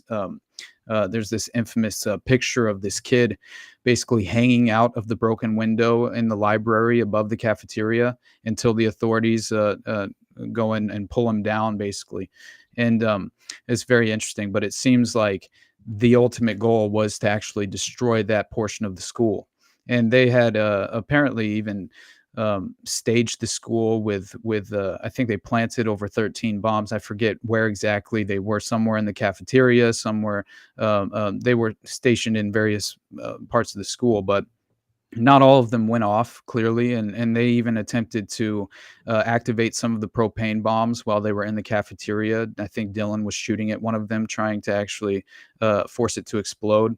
At one point, they triggered a fire because they blew up one of the pipe bombs, but then apparently the sprinkler system just very quickly kind of eradicated the fire. But either way, Harrison Klebold had constructed 99 bombs in total, 27 pipe bombs, 48 carbon dioxide cartridges filled with gunpowder called crickets, 7 Molotovs, 15 propane tanks converted to bombs. 5 of them were around 20 pounds or more. 2 propane bombs were used in the cafeteria, 2 in the shooters' cars, and in apparently another location that was intended to be a diversion, which I think was out in a field close to where the designated smoking area, basically for some of the students who would smoke cigarettes at the time. And that was where the police liaison officer happened to be whenever the shooting took place, which he usually is has his lunch in the cafeteria with the rest of the students. So I found that to be interesting, but still, and also the surveillance camera footage is 3 hours and 33 minutes in total. Which is very strange, right? Just as far as the occult, sort of symbolic nature of 333. Oh It yeah, isn't that like was it Freemasons like 33? it definitely 33 always plays into What's it, but 333 though? it is easily a kind of a representation of 666, right? It's basically it's Oh. kind of how it's interpreted in many ways, but either way, I found it interesting, and Yeah. I will say that It's always there's funny how that stuff pops up. and 'Cause I'm there's like, it really makes me also too, like, we don't talk enough about how big of like the thing that always gets me about this is how much theater kid energy surrounds it. Where it's definitely like it's like you're also gonna throw in your little symbols to let everyone know, like, you did it. exactly, man. You That's fucking what they do, man. dorks. Mhm. But you know And what's crazy is that, I had mentioned the federal involvement on the ground at Columbine, and they had infiltrated every level of the investigation. And, the FBI vault documents even, basically described through a FOIA that, there was an internal FBI document dated for the day of the massacre. And essentially, it claims that the FBI's sole responsibility in the investigation is to assist Jefferson County, Colorado authorities as requested. Now, this included providing 2 evidence response teams, ERT, the Denver bomb technicians, the SWAT team, and a number of agents used for interviewing purposes. So, all of that was provided by the federal authorities. It wasn't local law enforcement. I think that's important, especially knowing that I believe a local police officer who responded to the shooting actually murdered Danny Rohrbaugh, who's one of the students, the Columbine students, who was trying to flee from the shooting. And yeah, and later on, I did you believe they say like covered that he up. oh, they covered it up. Yeah, yeah, it's terrible. Even the parents sued the authorities of Jefferson County Police Department and various other local authorities for that very reason, claiming that their children were actually shot and killed by the local authorities during the response, and they weren't actually killed by Eric Harris or Dylan Klebold. And but later on, they would change the official narrative and say that Danny Rohrbaugh didn't die as he was fleeing outside of the school on the sidewalk. He actually died on the stairwell. It's Oh. complete nonsense, and so this is why I think you had local law enforcement was very much covering their tracks because I think they had a major there were just major criticisms being, kind of lobbed toward the response of the authorities themselves, which obviously knowing that they waited around 4 hours to even enter the building is insane, right? Yeah. Because I mean, you have to imagine the first thing you should do as a response team to a mass shooting is to enter the building and engage the shooters. I Well, mean, I mean, they probably had to stretch or something. You know what I mean? my God, buddy, it's just It's crazy. crazy. Wait, Mhm. I want to go back real quick about the amount of like guns and bombs that they have because so Mhm. you said they had some of them they had some of them stationed at a different location as a possible uh Distraction. distraction, but Mhm. like the sheer amount, because that's again, it's one of my catchphrases. I'm a big logistics guy. The sheer amount is like, are we supposed to believe? Well, because you were saying they had like 5 or some bombs that were over 20 pounds, but devil's advocate, I'm sure a lot of them were small. You know what I Right. mean? But like, devil's advocate, you know what I mean? Right. Uh, but I'm sure of a lot of them. But like, once you get to that level, is it just implied that they brought all of this in at once? Yeah, see, that's the issue is that they even believe there was sort of the investigators at the time had even mentioned the possibility that the bombs had been planted over the weekend during the Mm, after prom party allegedly. And okay. so it's possible. I know Dylan went to the prom. I can't remember. I don't think Eric did, but I can't recall. But either way, this notion of two teenagers with I love the way that Dave McGowan described it as well. That was the reason why I named my episode "The Anatomy of a School Shooting" because that was the article Dave McGowan wrote just after Columbine occurred, and it's amazing because he really does briefly address all of the gaping holes in the official narrative and clearly kind of describes how insane it is to imagine that these kids were not at all as far as caught throughout the process of staging the school with bombs, right? And I think the way he described it was uh, obviously you had shots ringing out even 3.5 hours after it had begun, right? So again, mentioning the kind of the official shooting ended within 45 minutes, but we still have shots being heard 3 hours and 45 minutes later, right? And so that in itself is why is a shooting still actively taking place after I mean, 3 hours, basically 2 hours after the shooters had been killed, right, Yeah. or had died, and so that in itself is very interesting. But yeah, and then obviously, you would have to think that the fact that the two were already dead and would have, as far as it would have at least, you know, limited the amounts of that the law enforcement would have considered discharging their weapons. You would think at the very least. I don't know. It's very strange that they would still be actively shooting after the shooters were killed. But either way, it beyond that, right? You have the issue of the bombs being strategically placed throughout the school, as you had mentioned, and this is all happening allegedly prior to the shootings. And what they had I think the official narrative basically explains it as the the member of the custodial staff or the janitor basically, right, who was in charge of switching the tapes out at the exact same moment as far as the surveillance cameras would have picked up Dylan and Eric bringing the bags, the duffel bag, the black bags into the cafeteria where they allegedly placed them with the rest of the students' backpacks, and were not at all sort of caught in the act.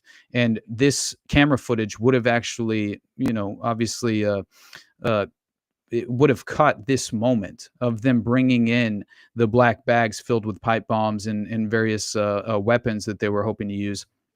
But in reality, that was the exact same moment, conveniently, that the janitor would switch tapes and we have a gaping hole in the surveillance camera footage in that moment, so we'll never be provided the evidence of them clearly, of us being able to actually witness them, place the bags into position. So that in itself is kind of very suspect in my opinion.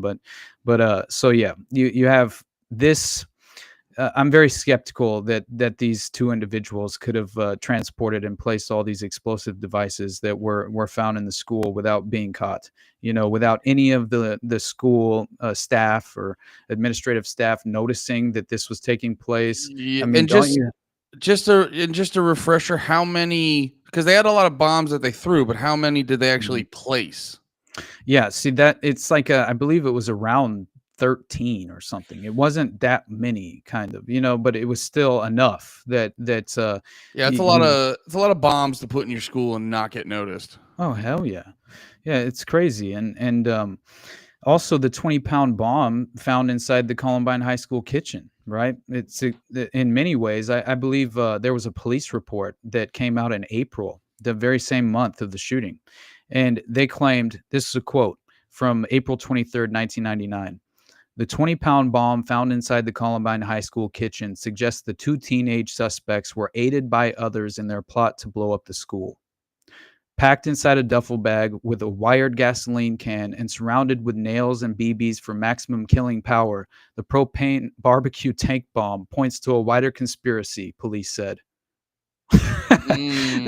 That's the same month as the shooting, Well, right? no, and that's a funny thing too, that for people who aren't as familiar with a lot of these stories, is that's one thing I've always noticed is in many of these incidences, if you go to the actual reporting the week or month after it happened, many a times there'll be like reporters being like, well, clearly more people did this. You know what I mean? It happens with OKC. Like, clearly there was like everyone saw a second guy, John Doe number two.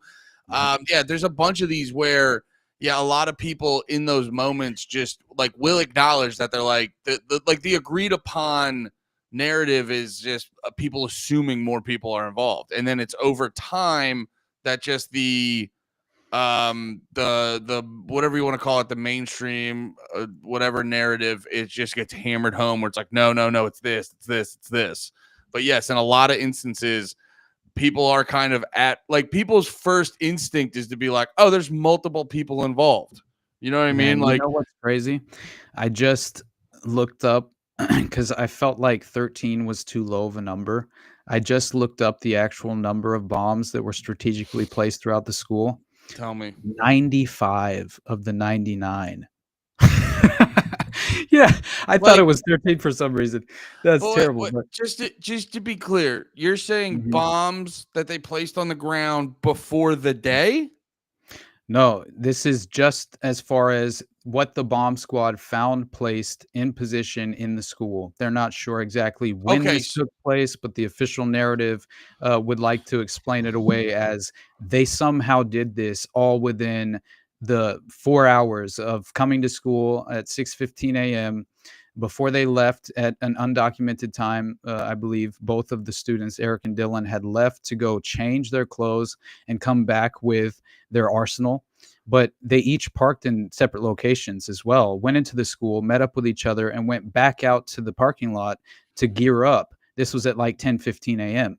So we're supposed to be under the impression that if they didn't prior to the day place the bomb strategically over the weekend, then they had somehow effectively achieved this without alerting anyone of the authorities at the school.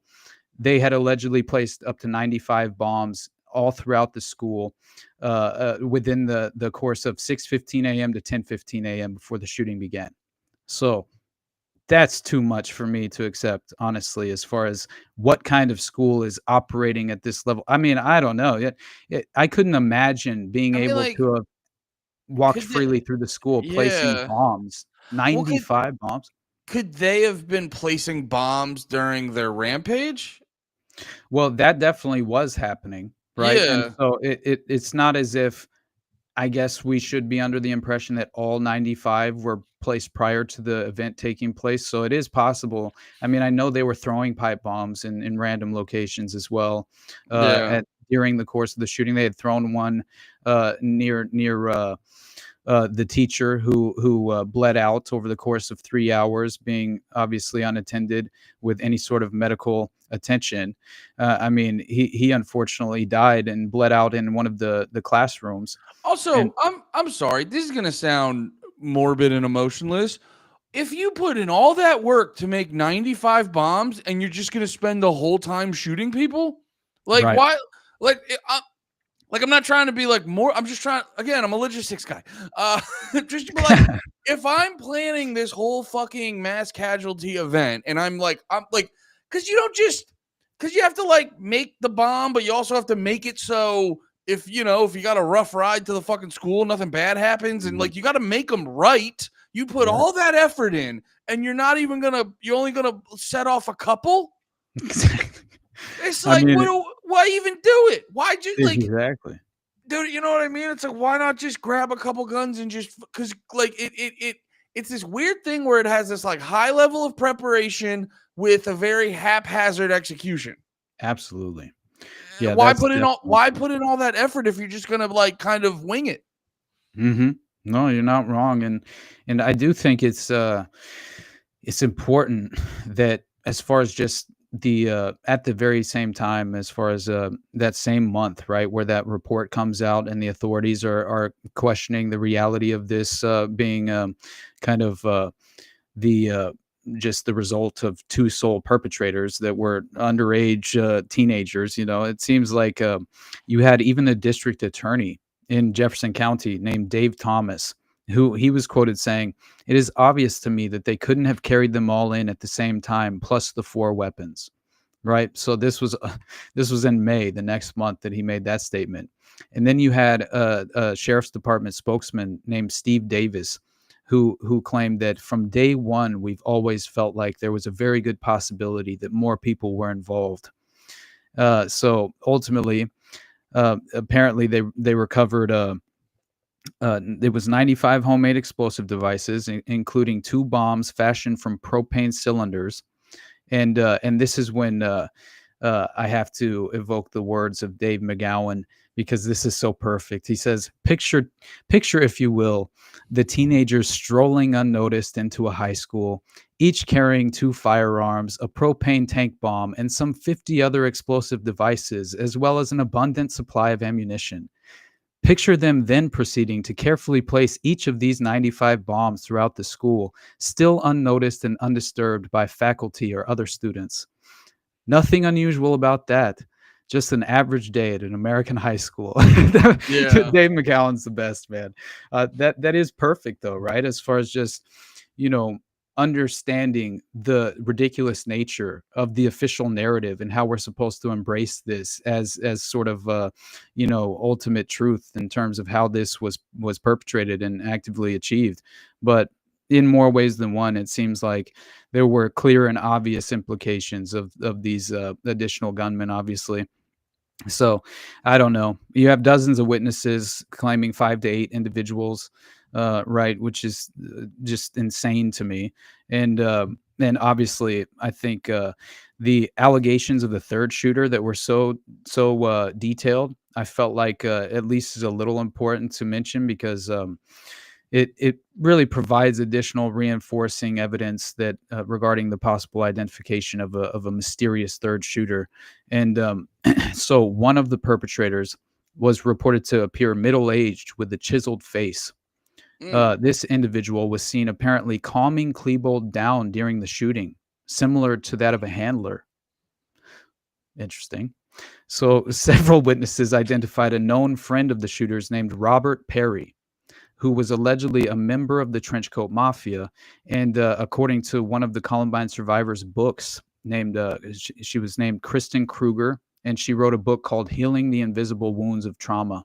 She says a Columbine survivor, or this is her story, obviously, but she claims that the truth is, I looked back and saw a third shooter, who I and many others identified to law enforcement. No matter how many times I and countless others detailed the name and descriptions of that third shooter who wasn't even supposed to be at school that day, no one believed us. One of the most traumatic aftershocks of that day was the knowledge that law enforcement ignored the warnings, ignored the signs hanging in the windows, and that countless other students who survived know that at least one other person was out for our blood that day. He still roams free because the easy answer is that Eric Harris and Dylan Klebold were the only shooters. After all, they were dead, and the weapons used were found by their bodies. Only those of us that were there that day and those who knew what was happening and who participated in the shootings or helped to orchestrate the massacre know and speak out about this truth. The shooters were my friends. We were all the outcasts in that school, bullied because we didn't fit into the mold. I knew Eric and Dylan.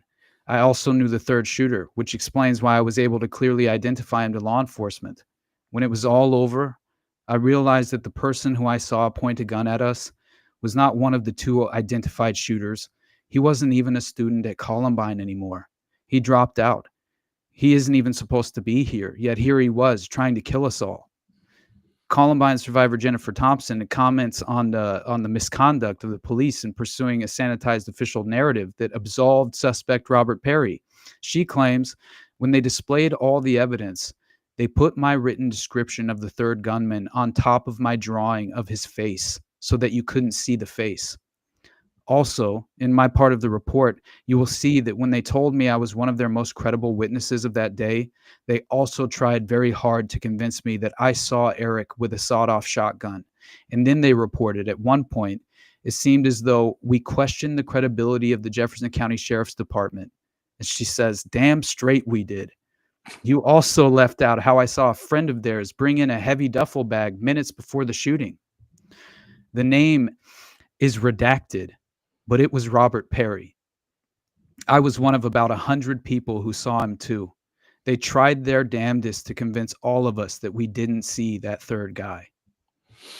So I'm convinced there was at least a third shooter who we have the identity of, right? Which in itself is too much, let alone. Go ahead. And she said it was her and like a bunch over of 100 others. Over 100 others. Yes. That's crazy. Right. And then over 40 others claimed 6 to 12, which is just fascinating, man. Yeah. That's crazy. So like 40 other people were like, oh yeah, no, there was like a whole crew. That's fascinating. Isn't it? Yeah, because that's like a thing. It's one thing to be like, oh, logistically, how could these guys get in here? And it's like, well, also just, there's like eyewitness testimony. And admittedly, when it gets to the fine details of eyewitness testimony, it is like subjective because it's also a traumatic experience and things happen quickly. But once you get to about 40 people all saying the exact same thing, then you're like, I mean, what do we, you know what I mean? It's like, oh, it's like, it reminds me of like the Bill Cosby thing where it's like, brother, even if half the women are lying, he's still the devil. You know what I'm saying? Exactly. It's like, and it gets to a certain point where you're like, okay, so what? Like all 100 people at Columbine are just making it up, or it was just too, you know what I mean? It's like, it's hard numbers to argue. Exactly. And dude, let me get a cup of coffee before I describe this next part, because I'm telling you, we will as far as just finally having, I think one is the pre-enactment made by the son of lead FBI investigator who was involved in the Hitman for Hire videotape that was essentially it was basically depicting the Eric and Dylan as members of the Trenchcoat Mafia, and were basically extorting money for protecting preps from bullies, is essentially what the video shows.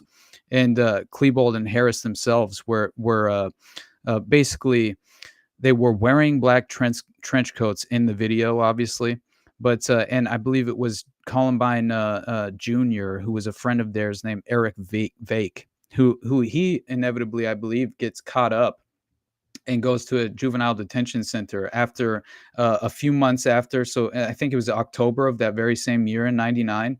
He had been found with a diagram of the high school, right? Very much similar to that of what Dylan and Eric had created in the Doom WAD levels, which they had restructured the school itself as a diagram inside the private Doom WAD level that they had created, which makes sense to me as far as reinforcing their programming. If you're actually imagining these kids playing a video game, walking through the halls of Columbine High School, committing mass murder, I mean, it would definitely help reinforce their actions whenever they actively were kind of yeah, obviously committing the mass shooting, but at the same time, I mean, it's fascinating that you have the son of a lead FBI investigator who helped produce this pre-enactment of the actual, Yeah, especially because the conclusion of the video is that Columbine High School is ultimately destroyed in a bombing.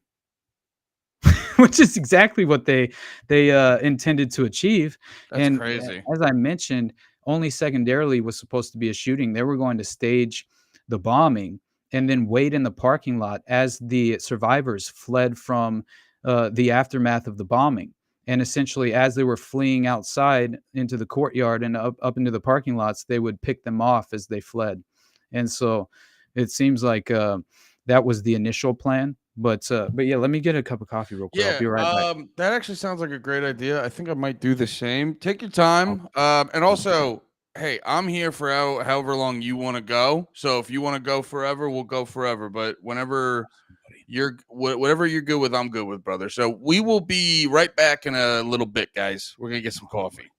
Thank you, man.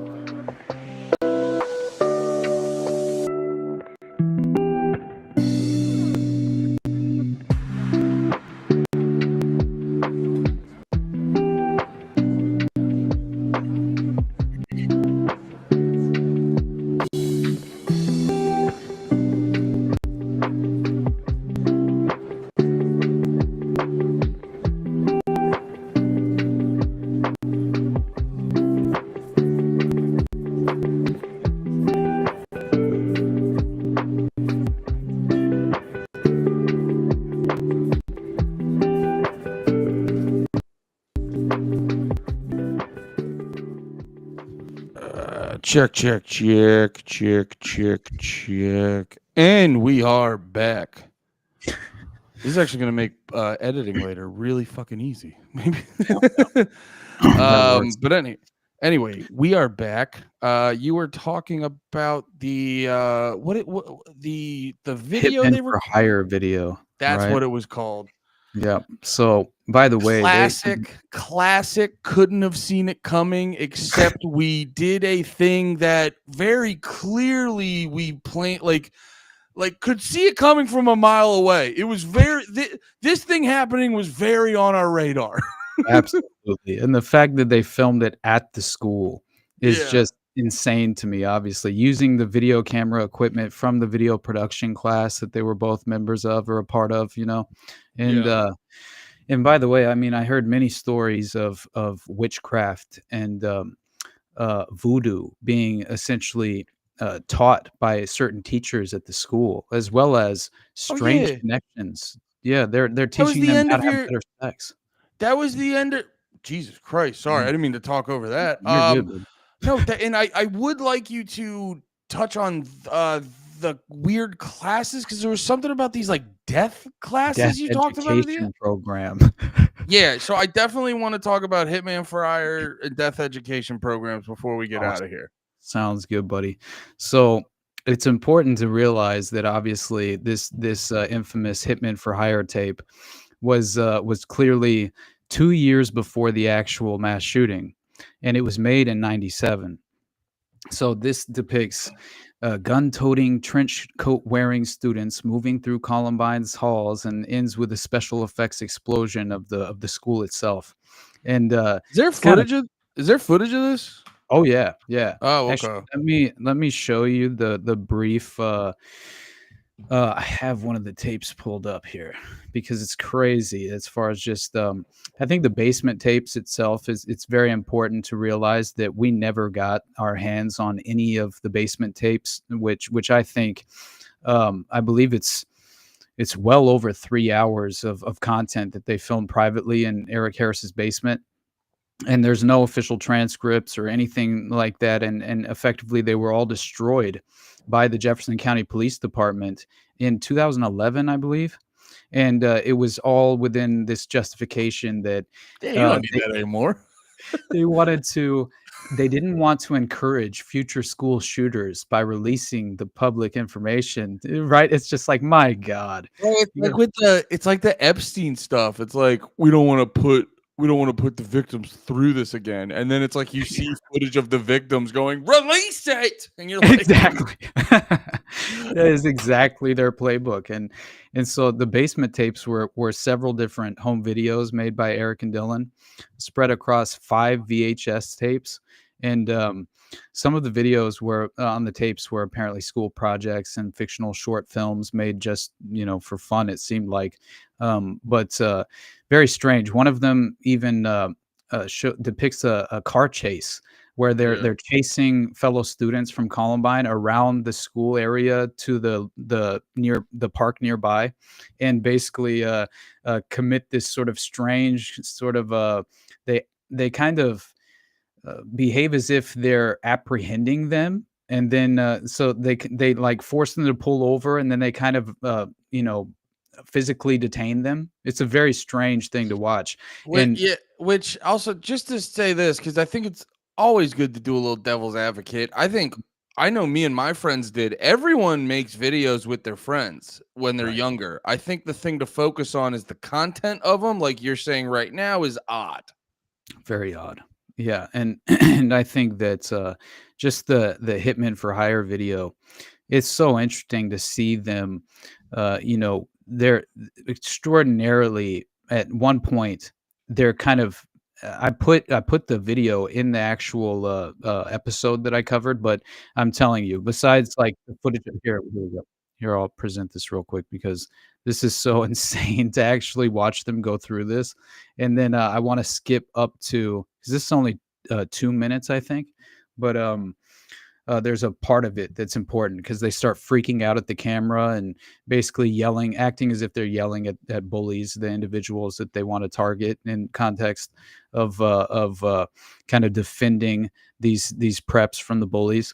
But I just tried to share my screen. I don't know if it's working or not. Here we go. Nice. Weapons on school grounds. Hold on. Let me start it over. So this is Eric Harris, obviously. This is Eric Vake, their friend, who, by the way, was caught with the basement tapes in his backpack the day of the shooting, and he inevitably went to the front office, basically, and yeah, it's very strange. He was placing the tapes as if they were kind of to be discovered. Very interesting, almost as if he had prior knowledge of what was going to take place, because the rest of the tapes were in his backpack, but he laid a few out in the front office of the Columbine High School in a very strange strategic way. Very odd. We can't have any weapons on school grounds. Get suspended, expelled, all that stuff. But off school grounds, we can use our computers, get his address, kind of find out his schedule a little bit, and take care of him sometime. Any time in particular you want this guy taken care of? As soon as possible. As soon as possible. And Guy, man. any weapon you want this guy to be a particular weapon you want us to use? I want to see him blown up. Blown up. Well, I don't know about that.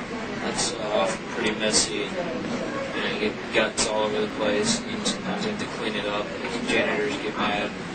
I think we'll just use my AEB-10 machine pistol on them, probably. Maybe the rocket launcher. Maybe the rocket launcher. Hey, that's the job. Yeah, it'll do the job. I don't like it. I really don't. It makes me mad. Ooh! There's Dylan and Eric. They just slowly walk down, and then they essentially take the hit that the kid is suggesting as far as which bully he wants them to target, and then you see them cut to them discharging their weapons on the fake bully. It's very strange. Yeah, and I mean, yeah, I guess. For a cost. I'll pay anything. Alright. $20 a day in school. We can't have weapons on school grounds. That's fine. I'll get him off the property. Alright, we'll protect you on school then. Take away any bullies that are picking on you, whatever. And off school grounds, we can relocate this person. That'd be $1,000. Thank you so much. Piece of punk ass shit! Do not mess with that friggin' kid! If you do, I'll rip off your head and shove it so far up your friggin' ass, you'll be coughing up dandruff for 4 friggin' months! I don't care what you say. If you ever touch him again, I will frickin' kill you. I'm gonna pull out a shotgun and blow your damn head off. Do you understand, you little worthless piece of crap? So, Yeah, so that's basically the gist of it, right? You kind of you catch the drift, I would imagine, as far as what the rest of the tapes kind of just seem to represent and present as far as these ideas and the ultimate goal. But I will say, I thought it was interesting to see, just personally, the sort of they're obviously acting in a way, but you can clearly spot legitimate rage in terms of those two. Well, it was, what was funny? It was a little bit of both too, where it was like Mhm. you could see the rage, but also I was like Mild. watching it, just like forgetting that they committed a mass murder spree, where you're like, God, high school kids are so cringy. Like it was just, and you're like, but it also too, they had the energy of just like regular kids. You know what I'm saying? Exactly. It's like Yeah. that is always a thing, people, because it's why I think they just snap narrative is what people glob onto, where I just go like, I don't know, man. I don't know if you Yeah. just, I feel like if you're gonna do that, like it's pretty I feel like it's a pretty apparent on your, not apparent. Apparent's not the right word, but I feel like it's one of those. Okay, like earlier when you showed that one dude, and I looked up his picture, and I go, "Oh, you didn't even have to tell me he was a pedophile. Clearly, he's a fucking pedophile." And you're telling me that like these guys don't even have a whiff of that on. Well, maybe not a whiff, because like you did say, they had the propensity to rage. They had the like propensity of rage, but I don't know, man. Like 90 bombs and shoot up a school. It's like, it's fucking weird, man. Yes, it is. But you know, the the fact that the son of the FBI's lead investigator was basically the individual who co-produced the video. Yeah. That in That, itself is fascinating, right? yeah. Go through that. That shit was so. I remember realizing that's what you were talking about at one point. And I go, well, that's fucking crazy. Right. And so I guess his name is Dwayne Fuselier, and his youngest son is named Brian, who was by chance in the school cafeteria at the time of the shooting and managed to escape after seeing one of the bombs explode. So that was the other son of the lead FBI investigator. He had two sons, one of which co-produced the video itself, and the other was actually there actively within the context of the mass shooting playing out, and Yeah. allegedly witnessed it firsthand and made one of the first 911 calls. It's very interesting. But anyway, so he manages to escape, but then you have basically the Denver Post reported in May of '99 that the FBI agent downplayed his son's involvement in the film, and basically they claimed that the FBI agent Dwayne Fuselier, who was investigating the Columbine High School shooting, whose son helped produce a video parody in which the school is destroyed, says the film is a comedy and not a depiction of gratuitous violence. Special Agent Dwayne Fuselier also happened to mention the fact that the participation of his son Scott in the video, which was made more than 2 years before the April 20th massacre, obviously in '97, does not compromise his ability to investigate the case. It's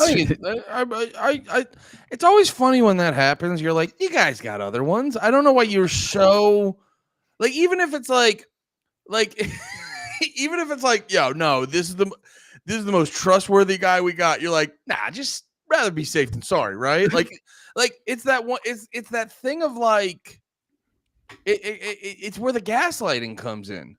Because Right. it's like, you guys would definitely be like aware of optics. You're like, oh no, I trust what was the guy's name? Whatever the guy's name. Dwayne Fuselier. Yeah, it's like even you'd be like, yeah, no, I trust Dwayne, but we get the optics, so we're gonna take him off of it. And you're like, they don't even worry about that. Right.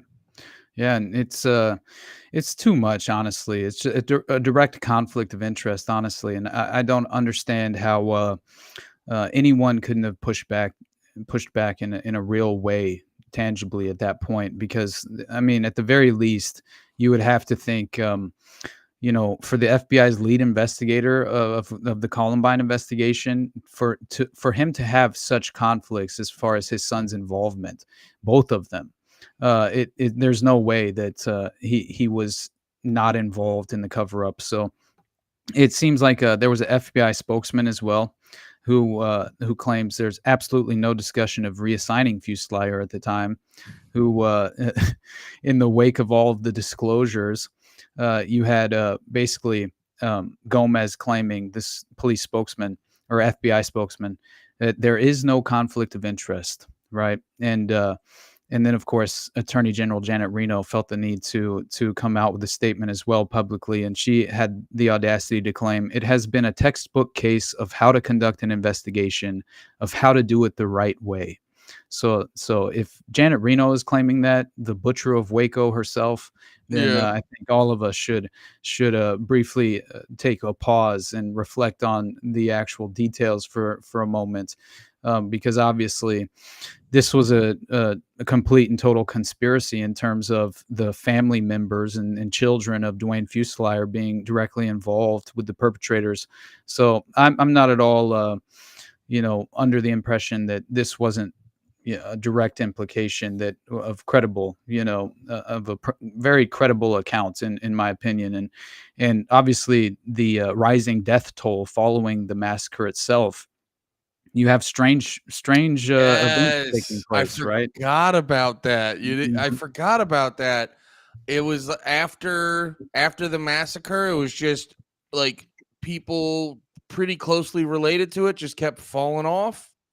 One of the mothers of one of the victims at the shooting, basically, she walks into a pawn shop and she buys a revolver and shoots herself in the pawn Mm. shop.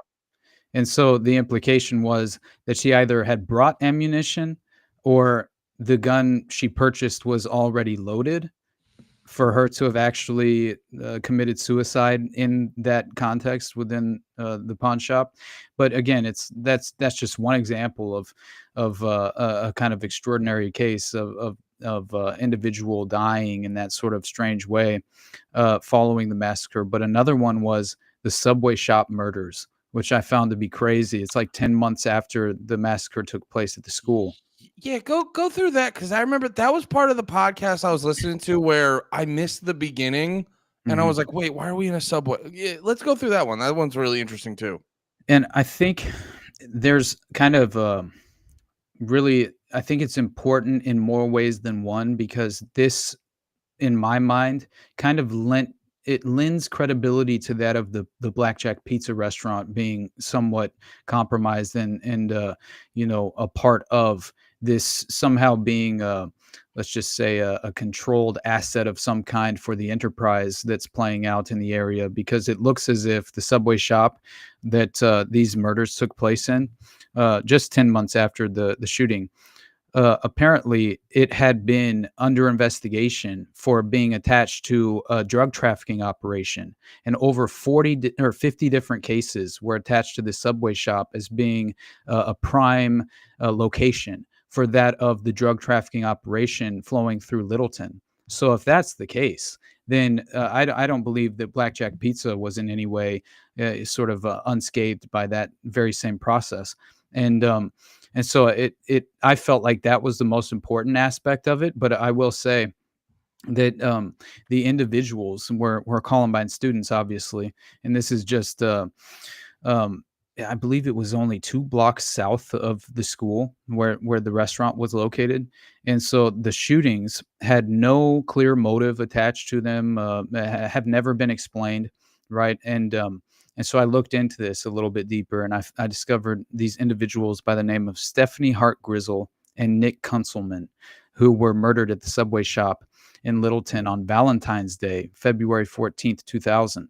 So that alone was interesting. Valentine's Day is an occult holiday for typically they engage in occult ritual blood sacrifice on one of Valentine's Day is like a pagan ritual holiday for generations, and it's very much kind of the connotation is ancient in reference to the occult, nature of the date itself, and that played into the Son of Sam actually with David Berkowitz a little bit as well as far as Valentine's Day, but either way, so you have these two teenagers, students at Columbine. Less than a year earlier, obviously, the shooting takes place, and then on February 14th, 2000. Stephanie Hart Grizzle drives to the subway shop on Coal Mine Avenue to wait for her boyfriend Nick Kunzelman. He's finishing his shift right at the shop, and I guess she was going to provide him with a ride home. So he had only been working at the shop for around a month at the time, and another employee had apparently driven by around 1:30 a.m. and noticed the lights inside the shop still on, and that's when he discovered their bodies. So they were behind the counter, I believe, as well. But the windows were first reported to have been shot out. But then video evidence from news clips showed no signs of bullet holes or anything of that nature. So the media initially reported this incident as a robbery, but no money was taken from the register, and the security cameras were conveniently turned off. So it's also important to mention the fact that there was a deceased Columbine victim by the name of Rachel Scott, who was apparently the first student killed at the school and had previously worked at that very same subway shop location. And part of the Scott family, this woman named Beth Nemo, shared a backyard with this victim at the subway shop known as Stephanie Hart Grizzle, who was there to pick up her boyfriend.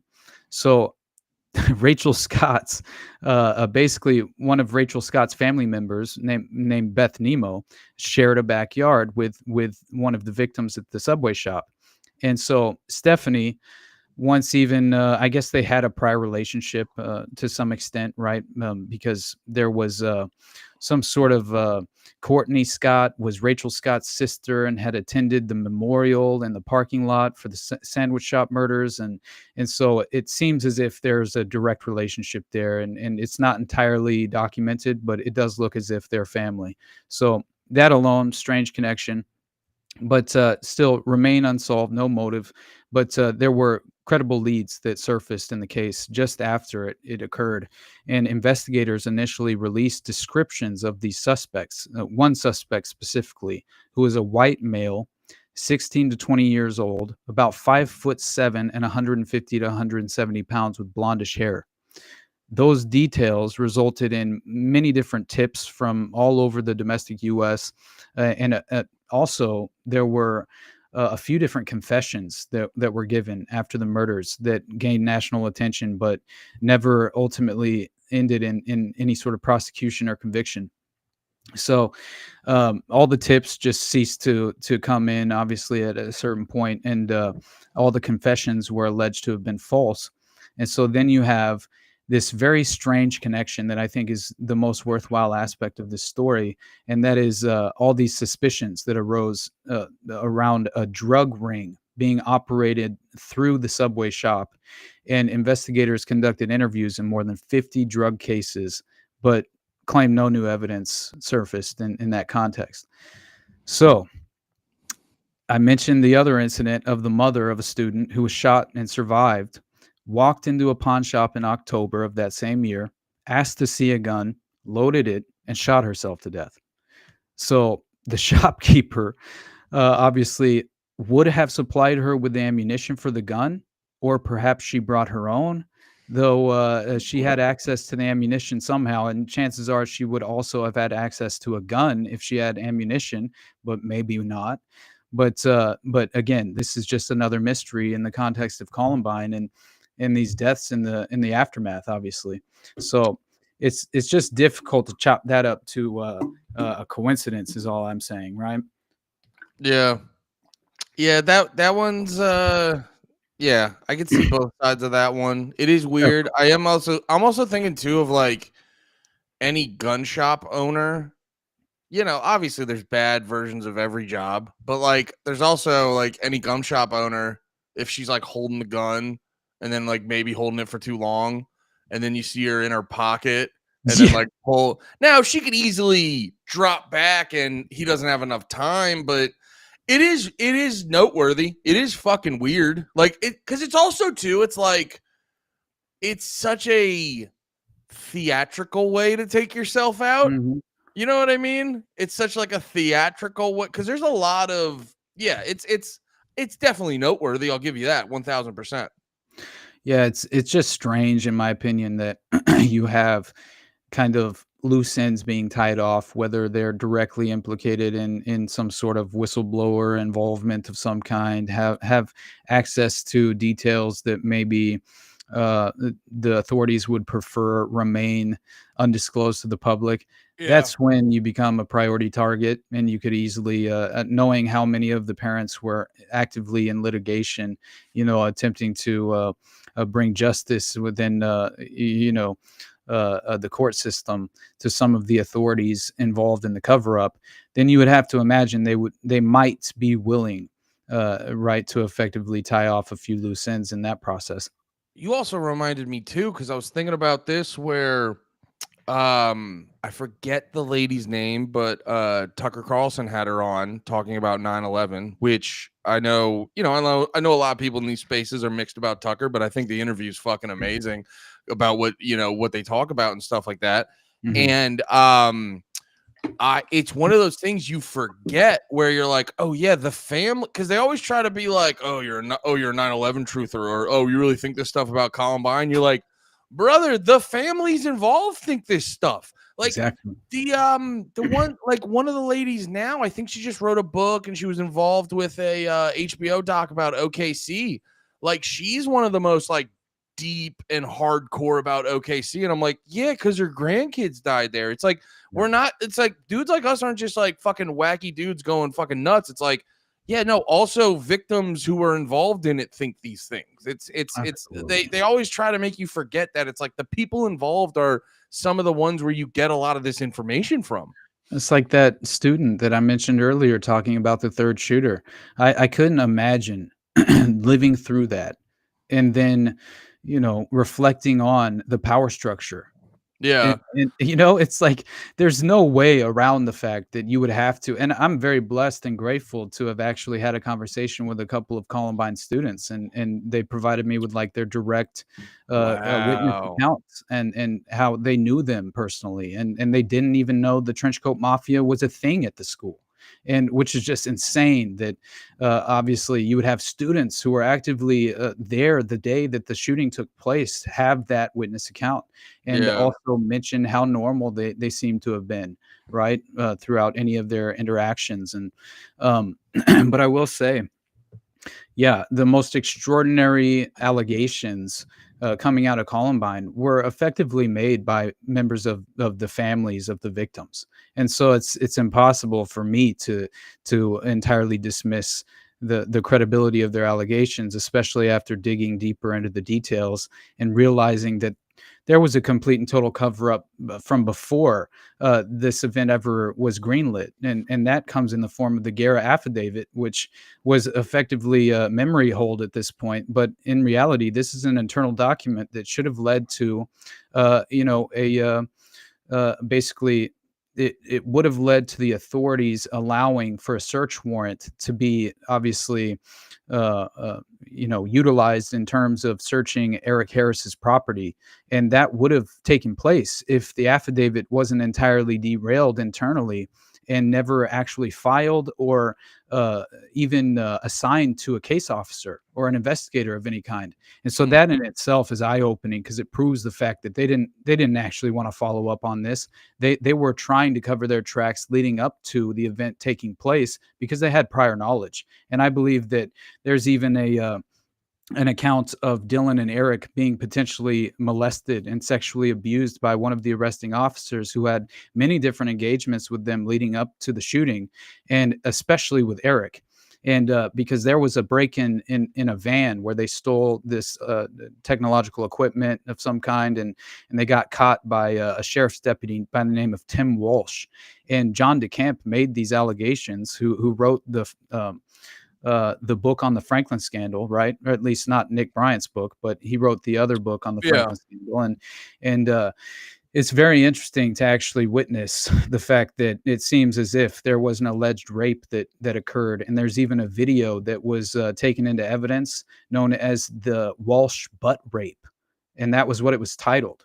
And so it seems as if there were many different run-ins prior to the shooting that Eric had, and Dylan as well, with these specific investigators and detectives who were attached to them at the hip, and essentially were responding to all of the juvenile calls that were coming out of Eric Harris's home, including neighbors who claimed that Eric had blown up one of their trees.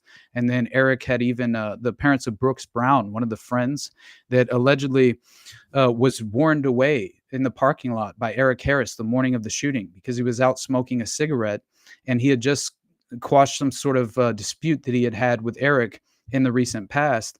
And so Eric turned to Brooks before he went into the to actively engage in the shooting, and he warned him away. He said, "Brooks, I like you now. Basically get the fuck out of here." And Brooks was kind of giving him grief over missing a test of some kind, and he was allegedly a good student, and so he was surprised that he had missed this test that morning. And but either way, I found that interesting. And I will say that I had mentioned obviously the Wade Michael Page connection to Todd Blodgett. That's where I think it's the most important, because we were talking Paul Benassi and John Wayne Gacy earlier. Well, it looks like immediately after the Columbine High School pretext false flag operation, right, which is how it feels in many ways, Wade Michael Page withdraws and turns up with an individual by the name of Todd Blodgett. So Todd Blodgett is a notorious Nazi related. So he's related to a Nazi, and he's a CIA operative, right? And Okay. so it wasn't just happenstance, obviously, that Wade Michael Page would resurface around 2000 with allegations that he had been reporting on his movements to Todd Blodgett of Resistance Records. The same, so this was a music production company, basically, that was helping produce some of these white supremacist labels, like the 9% label that was producing the Hammerskins music for. Is very interesting. And so at the time, Todd Blodgett claims that he was intimately and confidentially meeting, possibly even funding Wade Michael Page. He also happened to be working for the FBI and factions of the U.S. intelligence community. And Blodgett said he had met Wade Michael Page at various music festivals during the time. And on several occasions, Wade Michael Page discussed his musical aspirations, asking if Resistance Records would be willing to invest money in his metal band or provide him with a solo recording contract.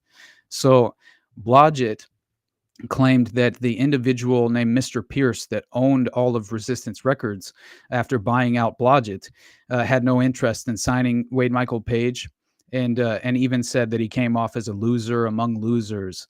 Wade Michael Page, he added, was a fairly shy, quiet guy until he started talking about Jewish people, blacks, and Latinos. So he's clearly implicating that he was a wild racist. But No, that sounds like my that sounds like my Twitch chat sometimes. Sorry, I'm just making a joke. But I will say, this is kind of the smoking gun of this whole story, because who is Todd Blodgett? Well, during the Reagan administration, it was Todd Blodgett who happened to be the White House point man to Henry Vinson and Craig Spence's callboy homosexual prostitution ring that was under investigation by federal and district authorities, and included among its clients key officials of the Reagan and Bush administration, military officers, congressional aides, as well as American and foreign businessmen with close social ties to Washington, D.C.'s political elite. So Todd Blodgett was Reagan's White House press aide at the time and was ultimately linked to hiring a number of gay male escorts, including boys as young as 13, for White House priority target clients from Professional Services Incorporated, a well-known DC gay escort service. So, private midnight tours of the White House were arranged for a number of these boys, after which homosexual orgies were alleged to have occurred in offices in the new executive office building across the street.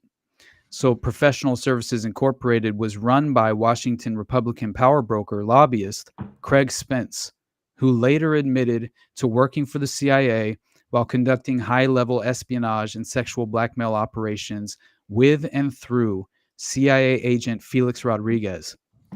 That is the person who seemed to be performing the duties of handler for Wade Michael Page, possibly even funding him just after the Columbine massacre.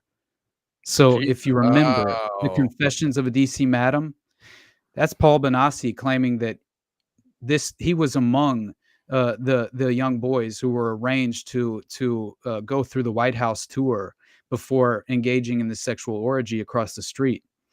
And so it makes all the sense in the world. I never had a direct insight into who exactly orchestrated that White House tour for the young call boys, but it seems to fully reinforce that narrative, as I had obviously discussed when I covered the Confessions of a DC Madam in my own solo project. Mm-hmm. And so here we are, right? Todd Blodgett as the financier and handler of Wade Michael Page, in my mind, a modern Gladio operative, as early as 2000, being directly connected, and would later on commit the Sikh temple shooting in Wisconsin. And obviously, in every way, he was already implicated to have been affiliated with the Trenchcoat Mafia while he was in Littleton, which would have implicated him in potentially meeting at the Blackjack Pizza restaurant with members of the TCM. And that makes sense because he apparently, the last person who was visiting him before he committed the Sikh temple shooting in 2012 was a local pizza delivery driver, and his only neighbor, who was actually a witness to his kind of actions leading up to the shooting just before. She happened to be psychiatrist, right? Which that in itself is a little suspect. But then she goes on the record claiming that she had witnessed him becoming this kind of strange, isolated hermit and acting very unusual by sitting in a sort of daze in his car for extended periods of time, almost like he was in a trance. So I will say, if Wade Michael Page had a large appetite for pizza in Wisconsin leading up to the Sikh temple shooting, then who knows how many times he ordered from the Blackjack Pizza restaurant. But that's all I will say. Again, this is speculation. We don't have a direct tie-in to him legitimately, other than his affiliation with TCM. We don't for sure know, right, how he actually played a role in this. But I will say, I'm under the impression he was one of the shooters and potentially that seventh adult male shooter that was identified by description, that really fit his profile, which is fascinating. Yeah. But very fascinating. I will say though, I personally do love pizza, and I find myself sometimes when I get back from when I get home, I do catch myself sitting in my car for a while. So maybe they're just a podcaster. Who knows? No. Well, the way that I discovered this crazy connection to the Trenchcoat Mafia was through this story of Pedophile Bill, which is insane. And it seems like unfortunate nickname. Seriously, but it does seem like there was a local child sex ring operating in the area at the same time. And this guy seems to have been the window into that, potentially being affiliated with members of the Trenchcoat Mafia. And so this kid who was caught with child pornography in his backpack is the one who went on the record claiming this. And he even claimed that he had been to one of the Trenchcoat Mafia parties with Eric and Dylan just before the shooting took place. That's crazy. So obviously that's important, but he says he visited the home of Pedophile Bill, who gave him the child pornography, basically, with a friend and associate of the Trenchcoat Mafia named Amber Rubio. But yeah, it's according to the case file, this detective asked this individual student, who his name, this is again through the El Paso County Sheriff's Office case file dated May 7th, 1999. And basically this kid goes on the record, making incredible claims after he's a student at Mesa Ridge High School, where he's caught with his child pornography in his backpack. And this is just over a month before the shooting, right? When he goes on record. And so he claims, and this is according to the student named Michael, or the detective asked him basically to explain what the Trenchcoat Mafia was. So this kid stated that the Trenchcoat Mafia were goths, but not all goths were Trenchcoat Mafia. He claims to have some friends who lived at a goth house in Acacia Park, located downtown in Colorado Springs, and that the Trenchcoat Mafia also believed that they are vampires. Hell yeah, dude. They are into bloodletting, is what he claims. So to join the Trenchcoat Mafia, you have to be cut on either forearm. Your blood is collected and drank by other persons present. This is part of the initiation for the Trenchcoat Mafia. Now, as I mentioned, according to this author by the name of Brian Desborough, victims of mind control are typically programmed to slash their arms if their front alter personality begins to recover memories of their programming, and this allegedly inhibits further memory recovery. Come on. I mean, that in itself is like, how do you even live normally after discovering a process such as this, and the sophisticated methods that they rely on and are far more, just as far as what they can achieve, it's incomprehensible, at this point. And I think understanding how you would go throughout that process of layered programming for an individual priority target, this falls perfectly into place. So it was apparently prior to the shooting at Columbine, on the Saturday evening prior, all of these individuals had gone to members of the Trenchcoat Mafia, to a member's house by the name of Mockett. This was later even given an address and everything, so it's interesting. But Dylan and Eric had also attended this party. So the individual student described the party as a mafia event. The detective asked how he had known Harrison Klebold. He said that he had met them at Acacia Park, while he was hanging around with other Goths and Trenchcoat Mafia. On one occasion, they had even allowed him to stand in front of Eric Harris's car and had a Polaroid taken of him holding the car keys. So another Polaroid was taken with redacted, standing with some female acquaintances in front of the same vehicle, which was Eric Harris's car. So again, we have obviously internal reports being redacted, which is always important. But so the Anarchist Cookbook was alleged to have been found in the back seat of Eric Harris's car, according to the student as well. Very convenient if he's creating pipe bombs by draining the black powder out of fireworks that he was. I guess he and Eric, according to Brooks Brown and well, it was Chris Morris and one other friend, I forget his name now. They went on the record claiming that, and Chris Morris had worked with them at Blackjack Pizza. It turns out that I guess they had shut down some fireworks stands in the area, and they were overjoyed with the amount of fireworks that they were given from the stand when they helped shut it down. And so with all these cases of fireworks, When you say shut down, you mean like close it up? yeah, basically, yeah. And then they were said, just okay, here's a bunch here of you free can have all these fireworks. free fireworks for helping us out, type of thing. Gotcha. Okay. So then they take these, allegedly Eric and Dylan take these fireworks up into the mountains and drain them of the black powder and create their own pipe bombs, and were bragging to their buddies about the crater they had made by blowing up one of the pipe bombs. And even the father, I believe, Eric Harris's father, Wayne, he actually discovered a pipe bomb in Eric Harris's room. And instead of actually disciplining him in any way, he takes the pipe bomb and Eric up to the mountains to blow it up. So basically that was, hits him with you'll have to smoke the whole pack. I guess so, but Well, you like pipe bombs? Well, let's blow up all of them, and you see how much you like it then. let's hope that was the point. But I will say though that this detective then asked for the student to basically describe the home where this party took place and things like that, and he claimed it was on the corner of a block that was a huge white house downtown.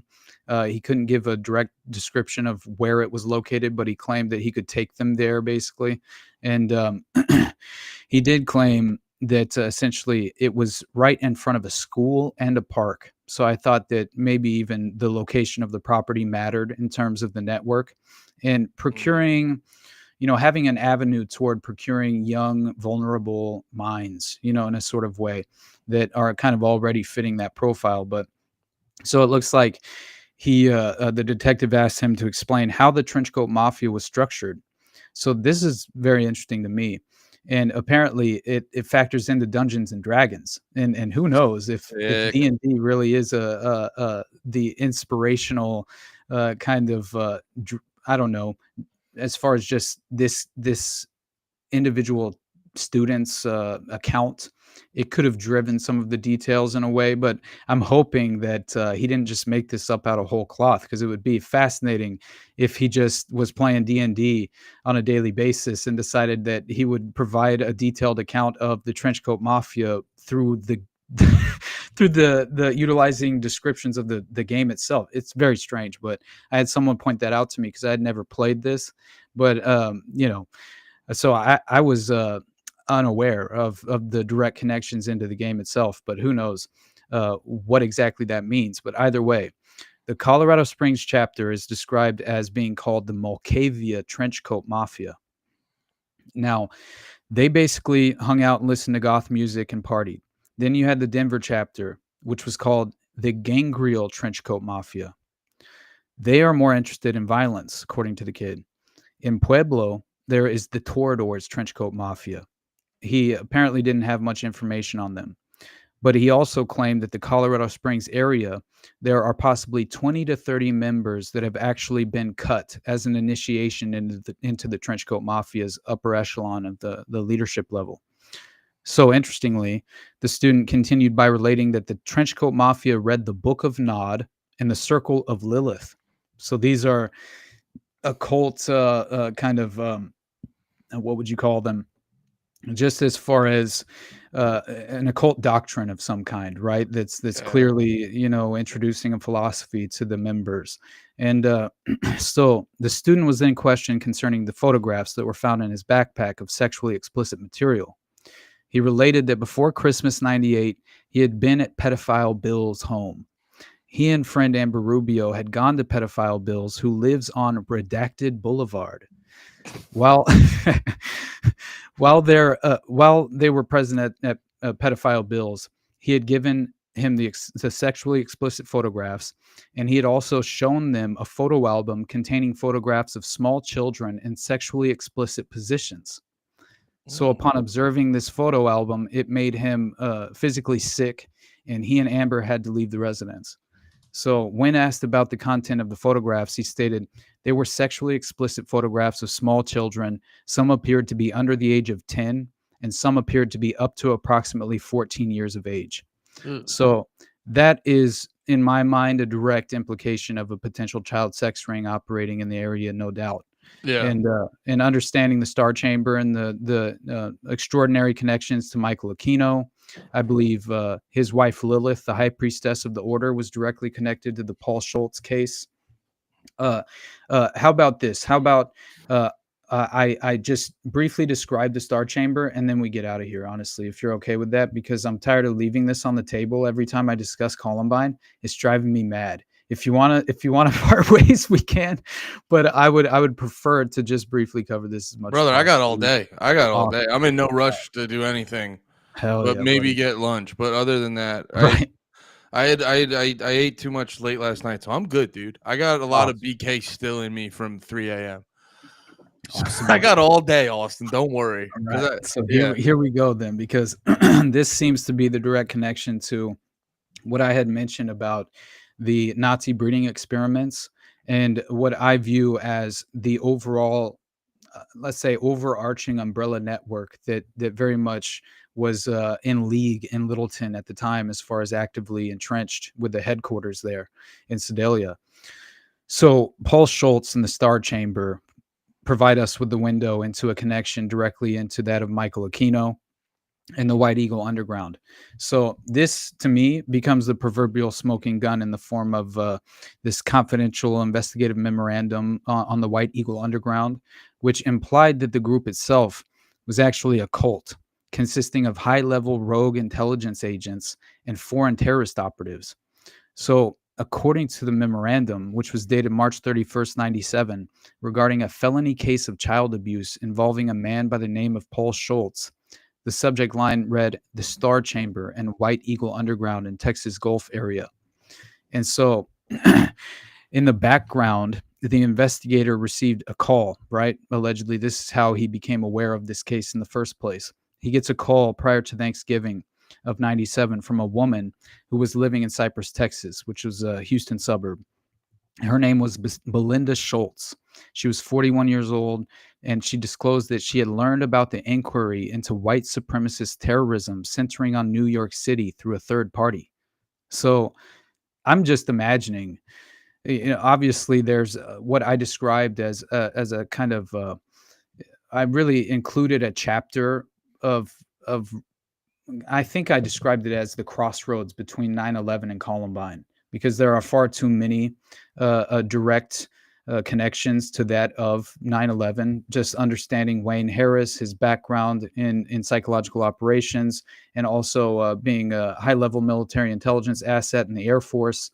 I believe that he then, once he retired, he takes up a position at Flight Safety Services Corporation, which helped train some of the 9/11 hijackers, utilizing their flight safety simulation software, which is very interesting. And I think it's really important, especially considering the strange diary of Eric Harris and how he really fantasized about a sort of 9/11 type escape from Columbine, as if he and Dylan would escape into the local suburb community and then continue by picking off police who were chasing them and bombing various homes in the area.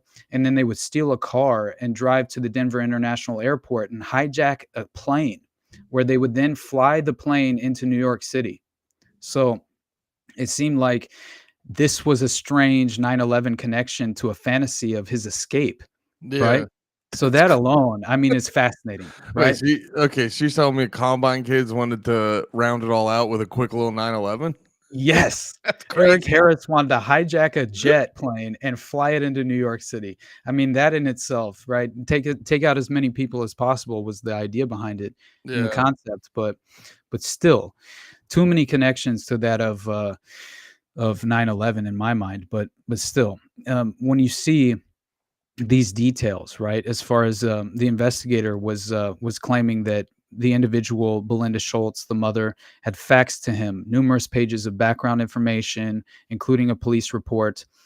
He really went to bat for her credibility, claiming she was she had an upstanding reputation within the community locally, things like that. But according to her, the ex-husband had allegedly sodomized her son Nicholas, who was 6 years old at the time. And this was conducted in some sort of severe sadistic manner over a period of many months. And the sodomy had allegedly taken place in the context of satanic and or Luciferian cult activity perpetrated by associates of Paul Schultz. So the cult is also neo-Nazi in its political aims and seems to be associated with terrorist planning, particularly bombings and assassinations. Child witnesses repeatedly describe personnel wearing Nazi uniforms and insignia, as well as portraits and acts of veneration for Adolf Hitler. I mean, over a period of 2 months, beginning in mid-January of 97 and continuing throughout March, the investigator interviewed multiple different people who had knowledge of this case and knew Belinda and Paul Schultz personally. The investigator did not directly interview the child, allegedly, but was present on many different occasions when the child would offer information on the case to his mother spontaneously, or would be kind of questioned by his mother about the case as well. So this is when, obviously, the investigator speaks with key representatives of a Houston-based Justice for All, which is a citizens advocacy group. And what he claims is that Miss Schultz, Belinda Schultz, had made a 4-hour presentation to the group earlier in the summer of 96 about this case in particular. So the group had taken a significant interest in this case and was pursuing it publicly and vigorously, allegedly, just prior to the tragic death of that very group's leader. Her name was Pam Lenchner, and she died in the tragic plane crash of TWA Flight 800, which is very interesting. Wait, isn't that plane crash like a big deal? Oh, yeah. Isn't like a bunch? Isn't there like a shit ton of weird connections to that plane crash? Absolutely, dude. Which one was it again? I talked to someone about this and I forgot the fucking name of. What's the name of it again? TWA Flight 800. Okay, right? cool. Yeah, I was talking to someone and then I fucking forgot, and now we got it back. Thank you, Austin. Like 230 people died in that plane crash, which is just crazy. But again, I think, it was essentially a part of the cover-up in many ways, it feels like. But this is where the memorandum kind of takes a turn into a much more darker place. And obviously, it's already discussing satanic Luciferian child abuse, but but also it looks like whenever Paul and Belinda Schultz, because obviously with this interesting tragic flight, plane crash, it looks like Belinda Schultz was a part of the commercial air conditioning and air filtration business with her ex-husband, Paul Schultz. And so the two of them allegedly managed this company, which had been previously owned by Paul's father, Carson Schultz. So obviously he had been given a handout. He was more than likely kind of a part of this really kind of generational dynastic family that are members of the initiated in regard to the ultimate clandestine operations at large playing out. I think many of them probably keep it within the family as far as the inherited lineage of being among the initiated in these organizations. So Miss Schultz went on the record claiming that she basically ran the business because her ex-husband had a continuing substance abuse problem involving drugs and alcohol. She stated she and her husband had high security access and apparently high security clearance because of their business to all the major petroleum refineries along the Gulf Coast. So Miss Schultz grew up in Lafayette, Louisiana, married a salesman in the old business named Lanny Sladen. The marriage dissolved in the early 80s, and Miss Schultz moved to Houston, where her parents and siblings were residing. She had 4 children by her marriage with Mr. Sladen, who were around, I think, up to 18 years old at the time. But Paul Schultz was in his mid-40s at this time. And he basically had one prior child with his first wife he was married to, and I believe her name was Molly Ann Schultz. But he is the natural father of Nicholas, who was the victim of this abuse. And he was running the Custom Air Products on Hempstead Road in Northwest Houston.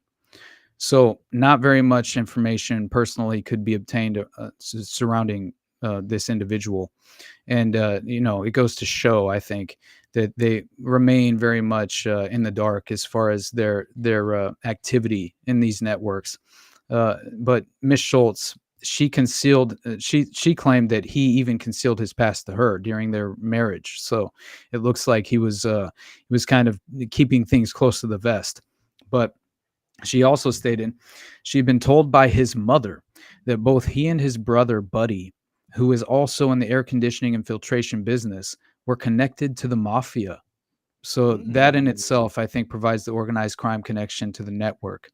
And then you have Nicholas Schultz, right, being the 6-year-old child who endured severe trauma and sexual abuse in connection with his father, Paul Schultz. And so it looks like he had a very extraordinarily high IQ, which is interesting because I feel like many of these abused children seem to at least be described as being, uniquely intellectual at a young age. And I think that's due to the level of abuse they endure. It sort of forces this adult personality to take root within the context of the individual victim. At least it plays out in that way at certain points. So he endured prolonged therapy and things of that nature, and to try and help him recover from the trauma. But all of this happened between the ages of 2 and 4. And he was able to describe like vivid details of the abuse without any, he wasn't even kind of revealing any sort of emotional a consequence during his description either. It was very interesting, but he kind of was routine in his description of what took place and what he endured. But so this is according to the investigator himself. He says that the following conclusions he had come to with a fairly high confidence level. He says, while much of the basic information comes from stories told by the child and or related by the mother, matching and cross-checking with other data and sources yields the following. Paul Schultz, through family history and connections, has apparently been associated with the leadership of the White Eagle Underground in the Houston area. The stories and incidents described by Nicholas, as well as another child named Lauren Roberts, whose father was allegedly involved in the cult, are consistent with what is known about the mode of operation and the facilities used by the White Eagle Underground. The investigator, however, was able to identify one facility which the child and the mother thought was in Texas, but in fact is in Colorado. So that facility is the Sedalia, Colorado complex. Interestingly, as I said before, Sedalia is only 14 miles from Littleton, a 21-minute drive.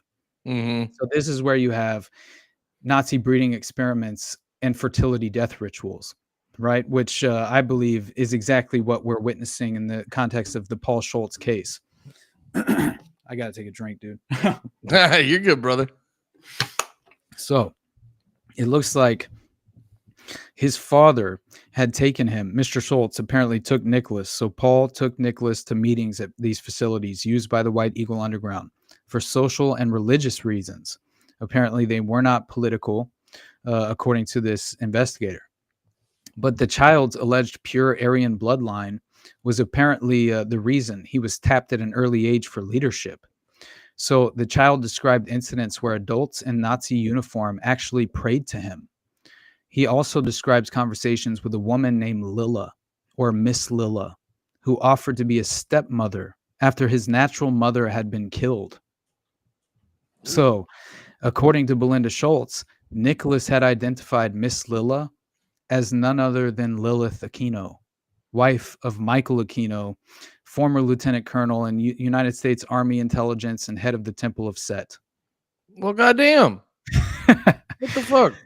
So Miss Schultz seems to have been purposefully selected by both her ex-husband and the cult for the breeding of Nicholas because her alleged bloodline. So the nature of that bloodline is unclear to even Belinda or her family, as neither Miss Schultz nor her parents seem to have been aware of the white supremacist view of what they viewed as crucial to their plan of genetic engineering, is how it was described.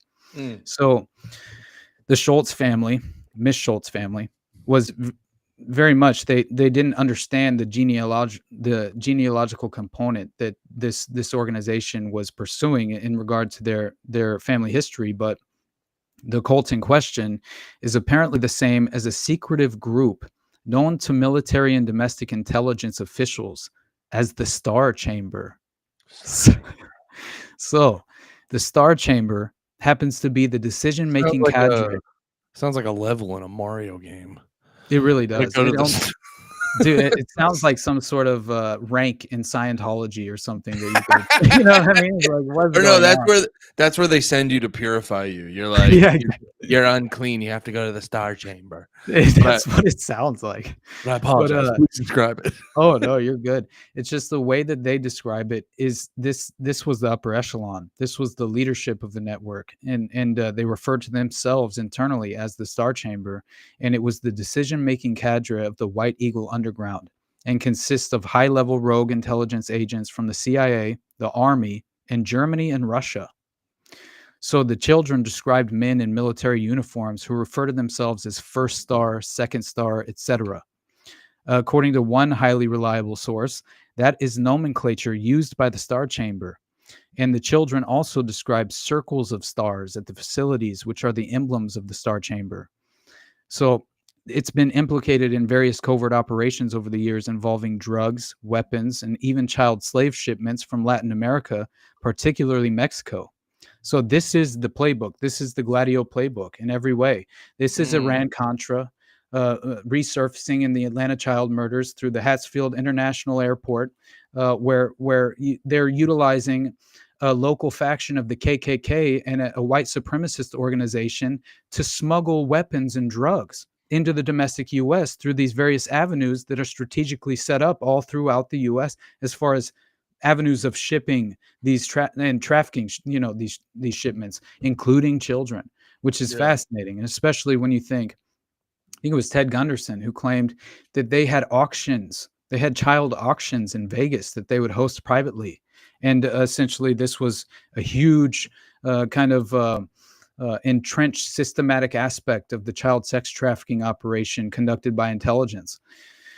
So it makes sense that you would have all of these geographical hubs within the domestic clandestine infrastructure kind of staged all throughout, the U.S. itself. That's how it looks to me, but dude, if I don't get more water, do you mind if I take one more pause break and then I'll be right back? We'll finish this thing and get the hell out of here. I gotta fill up my water. I'll be right back. Not at all, brother. Dude. All right. And then we'll take a quick little break.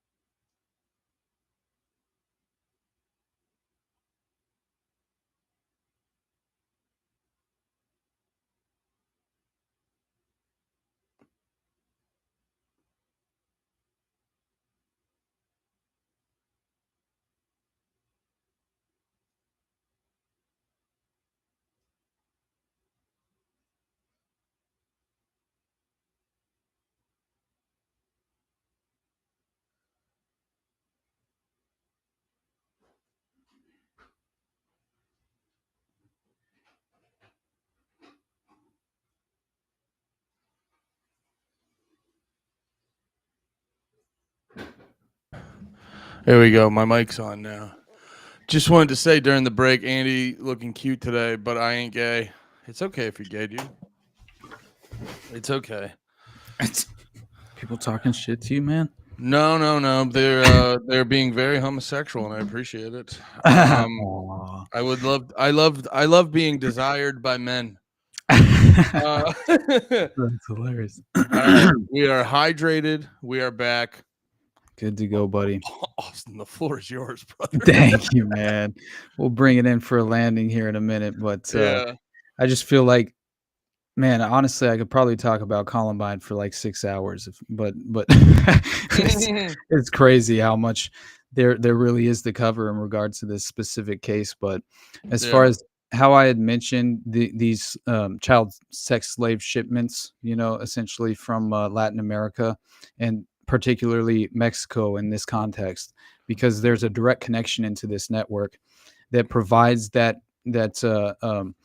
kind of avenue toward procuring children through which, by the way, this isn't just confined to this case, because I did discover that apparently there's a longstanding sort of geographical component to that of within Mexico itself, where you have this network and the Hand of Death cult very active and prominent as well. So it makes a lot of sense that this would just be an international infrastructure of some kind with avenues all throughout these various countries. But this individual is a Star Chamber operative known as Tenario Luga.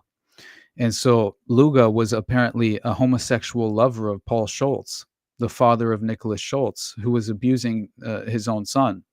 So the claim is Paul Schultz was actually bisexual in his orientation and was allegedly involved in the sodomization of Nicholas with Mr. Luga, who was known personally to the mother, Belinda Schultz, and other members of the Schultz family as well. So Mr. Luga is also known well to the ATF and the FBI in the Houston area at that time, and had been under investigation previously for weapons stockpiling and threats of bomb making. So clearly, if he's a high-level Star Chamber operative, this suggests that this network is very much active in all lines of the enterprise, in my opinion. And so the investigator was shown a mugshot of Luga by one of the BATF officials, and other sources suggested that Luga was also potentially even a BATF informant and had close ties with both the CIA and to the Salinas gang that formerly ran Mexico and was currently at that time under international scrutiny for alleged drug trafficking and money laundering. So how long have we? It's cartel land. It's the Alex Gibney doc that. Finish this sentence. What were you saying? I think we have a long-standing kind of just as far as coexisting framework and agreement with the cartels, who we have sort of chosen to be the winners and losers of that kind of infrastructure within Mexico.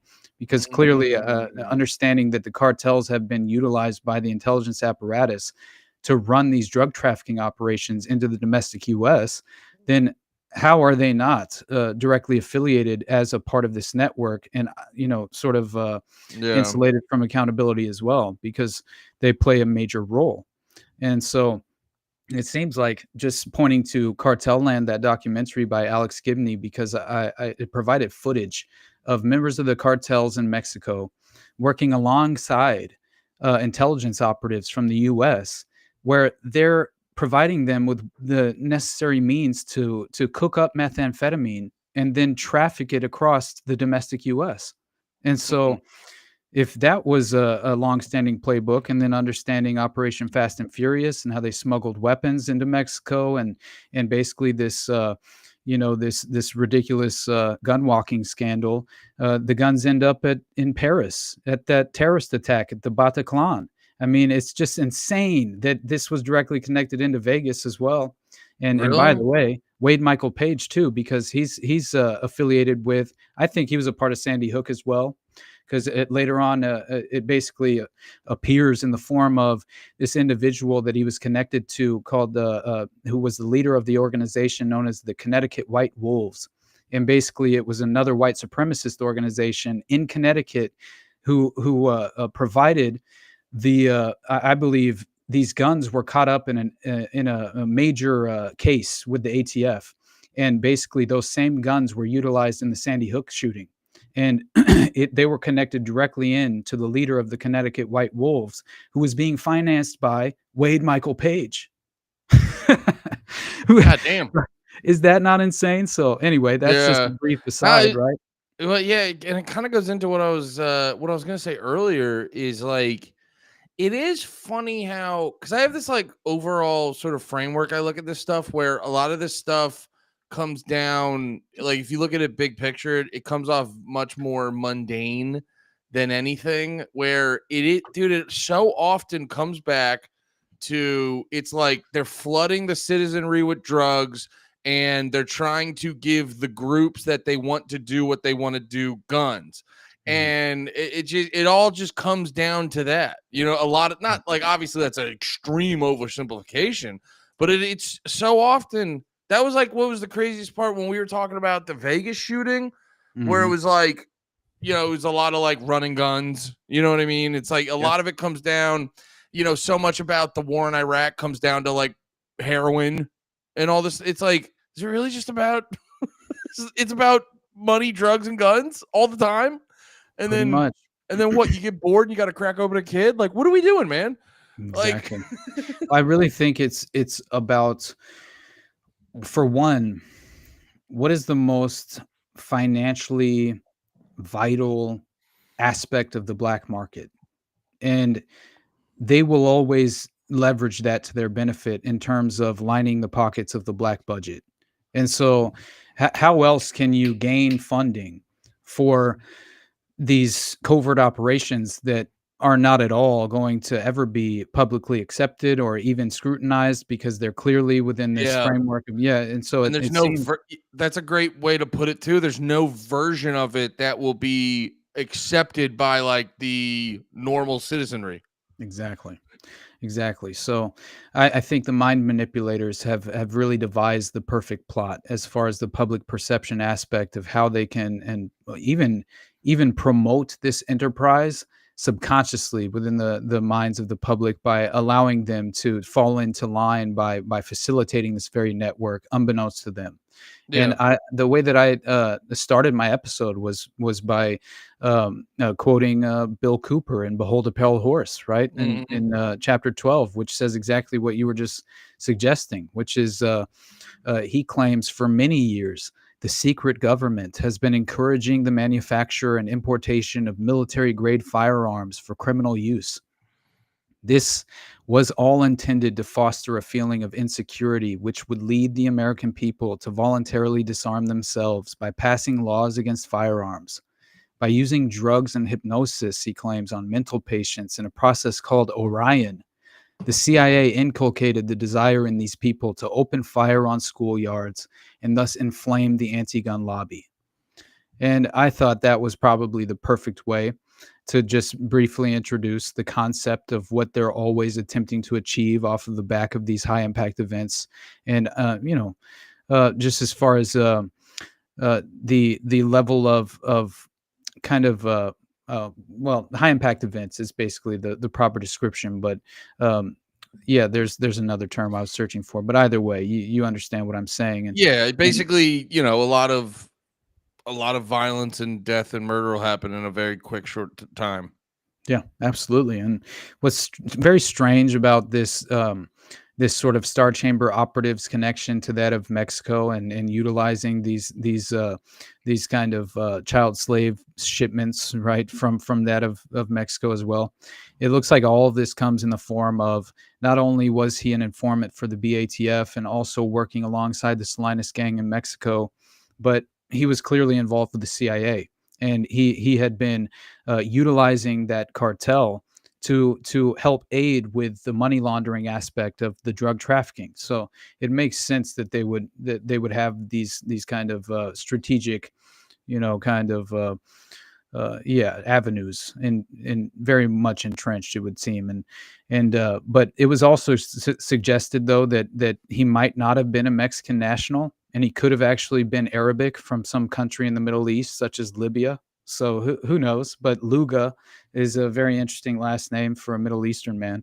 But either way, that was was suggested in the course of the memorandum. But so the real last most crucial point is that the children were ultimately describing having repeatedly seen stockpiles of advanced weapons, and this includes planes and helicopters, and it seems likely that the White Eagle Underground, under the command of the Star Chamber, was planning major assaults on the domestic U.S. right in certain areas, and so that's where the 9/11 sort of connection is established as well, considering this specific group. But the command center for the operations was thought to be in Houston, in the Texas area, at the Texas Perfection Ranch, which allegedly Nicholas had visited himself, and was somewhere southeast of Montgomery, and apparently it was in a large antebellum home, is how it was described, near a NASA facility. So, whatever that means, but still, NASA seems to come up fairly often as well. But there was one earlier memorandum filed in October of '96, and this was the terrorist threat against New York City, which I thought so. The source of threat, and the White Eagle Underground utilizing this sort of these ultra-right militia ties to allegedly being capable of launching these biological and chemical warfare attacks to fulfill this threat against New York City, which is very interesting to me, and seems pertinent. But also, the White Eagle Underground seemed to have, according to the investigator, they are capable not only of infiltrating the domestic intelligence community, but of deploying and smuggling advanced weaponry into the hands of domestic operatives. So, again, I think this is all coming from a perspective of an individual local investigator who I think has stumbled onto something that is far, far more sinister than he could ever imagine. And so his attempt at trying to make sense and conceptualize this network, I think, is what we're getting, is that window that of his perspective, and not quite understanding the formidable threat of this organization and how well entrenched it truly was. So I think this is a man on the outside looking in who stumbled onto something that he was not intended to. And once again is swimming with sharks in deep waters and doesn't necessarily know how to swim, right? Like that's what it seems like. And so anyway, if any of that is true, as far as them infiltrating the domestic intelligence community, it's kind of fascinating to see it through that lens, because it makes much more sense that they were just among the initiated in the intelligence apparatus that were effectively facilitating this network. And in reality, he had no understanding of that sort of playbook that was being, obviously pursued. So that's what it seems like to me. But again, the way he describes it as well is he's saying he claims this is a major multi-pronged terrorist strike that was being planned by the White Eagle Underground, directly targeting New York City. And this is in 1998, right? So it's very interesting. And I couldn't imagine being this individual investigator when 9/11 happened. And right, because I'm sure he'd be like, What's the oh, that's what that was for. exactly. Wait, what was their name again? So the actual investigator? Yeah. Okay. So this, it looks like it came from this is from the Paul Schultz case, and it was an internal case file that was filed there in Houston, right? Oh, And, okay. yeah. And again, I'm trying to find the actual investigator's name. I can't quite find it right now, but either way, I'll look it up. Good, yeah.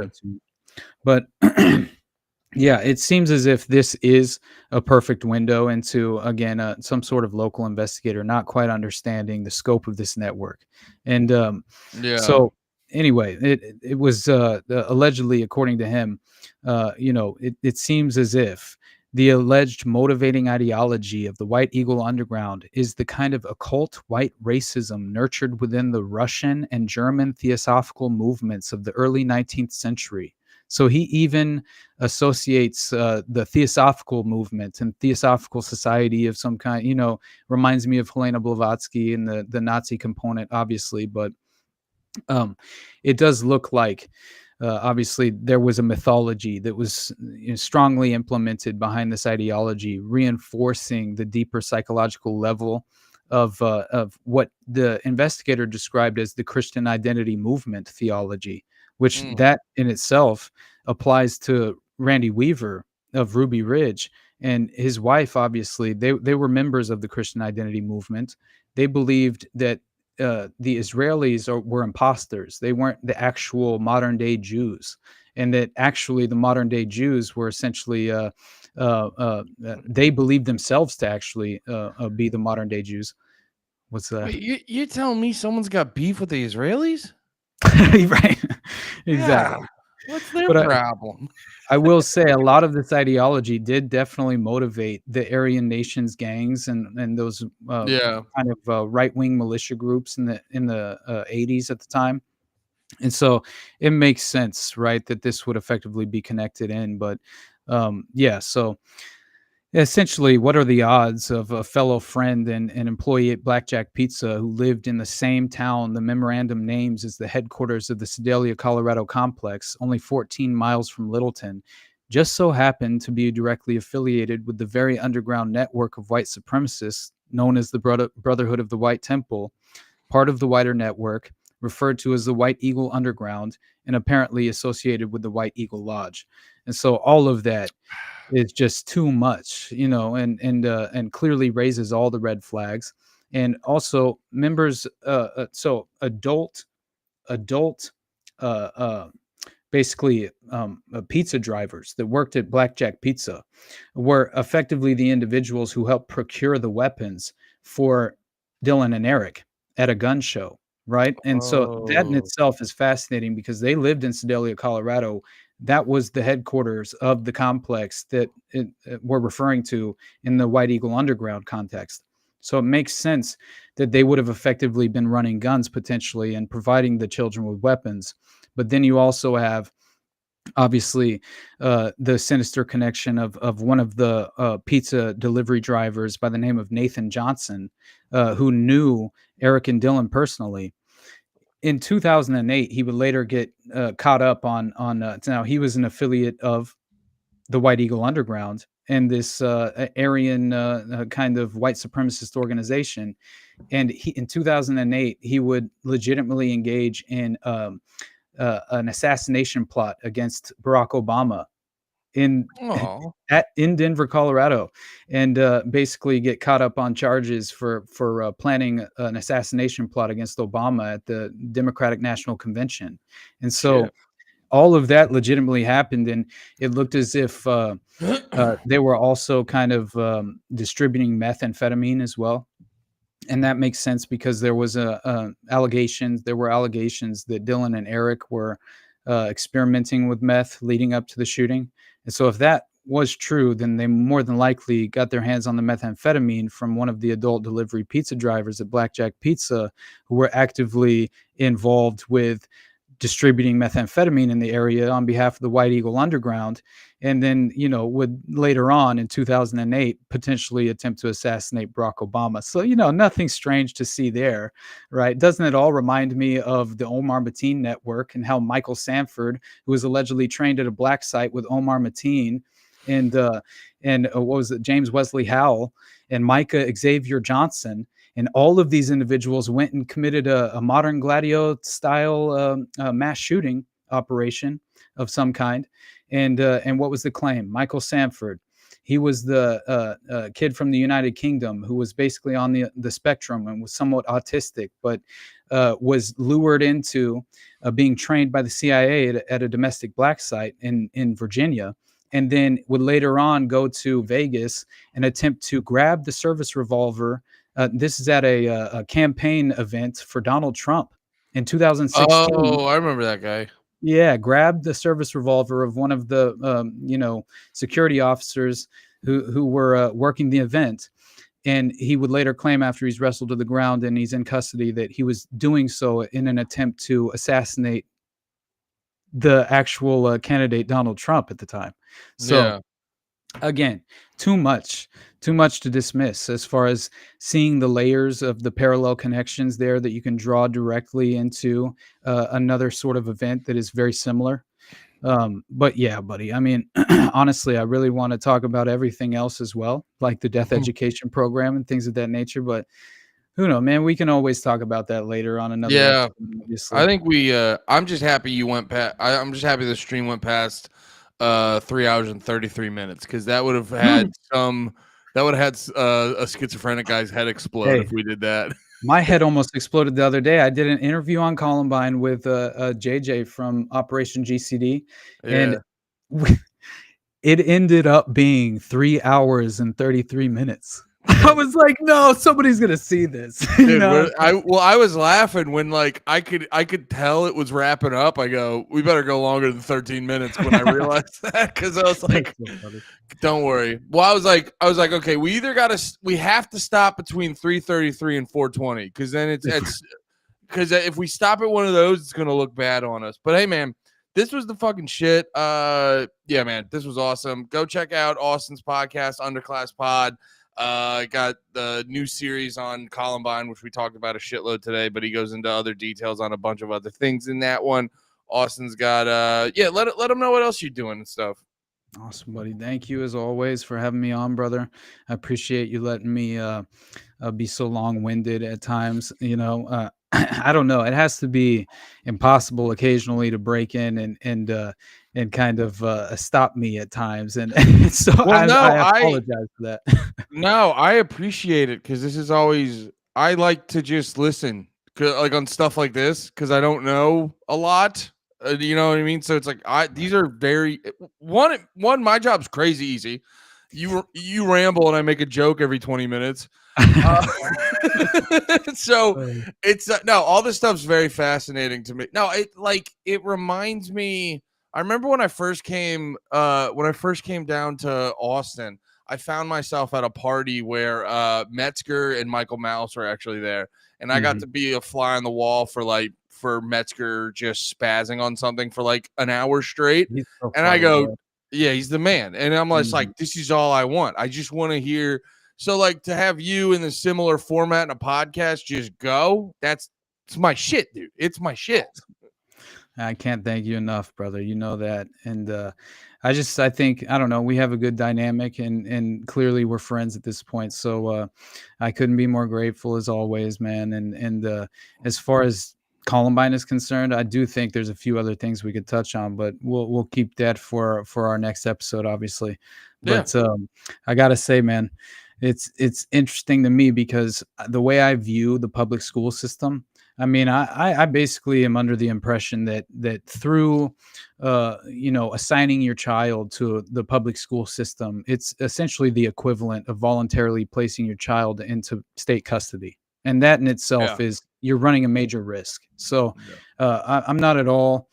At this point, I am very much kind of disillusioned by the ultimate structure of society in itself, and I think that you need to understand the actual threat you're facing if you're meant to protect your child is the main point. And so maybe keep them out of the environments where any of this could potentially take place would be a starting point.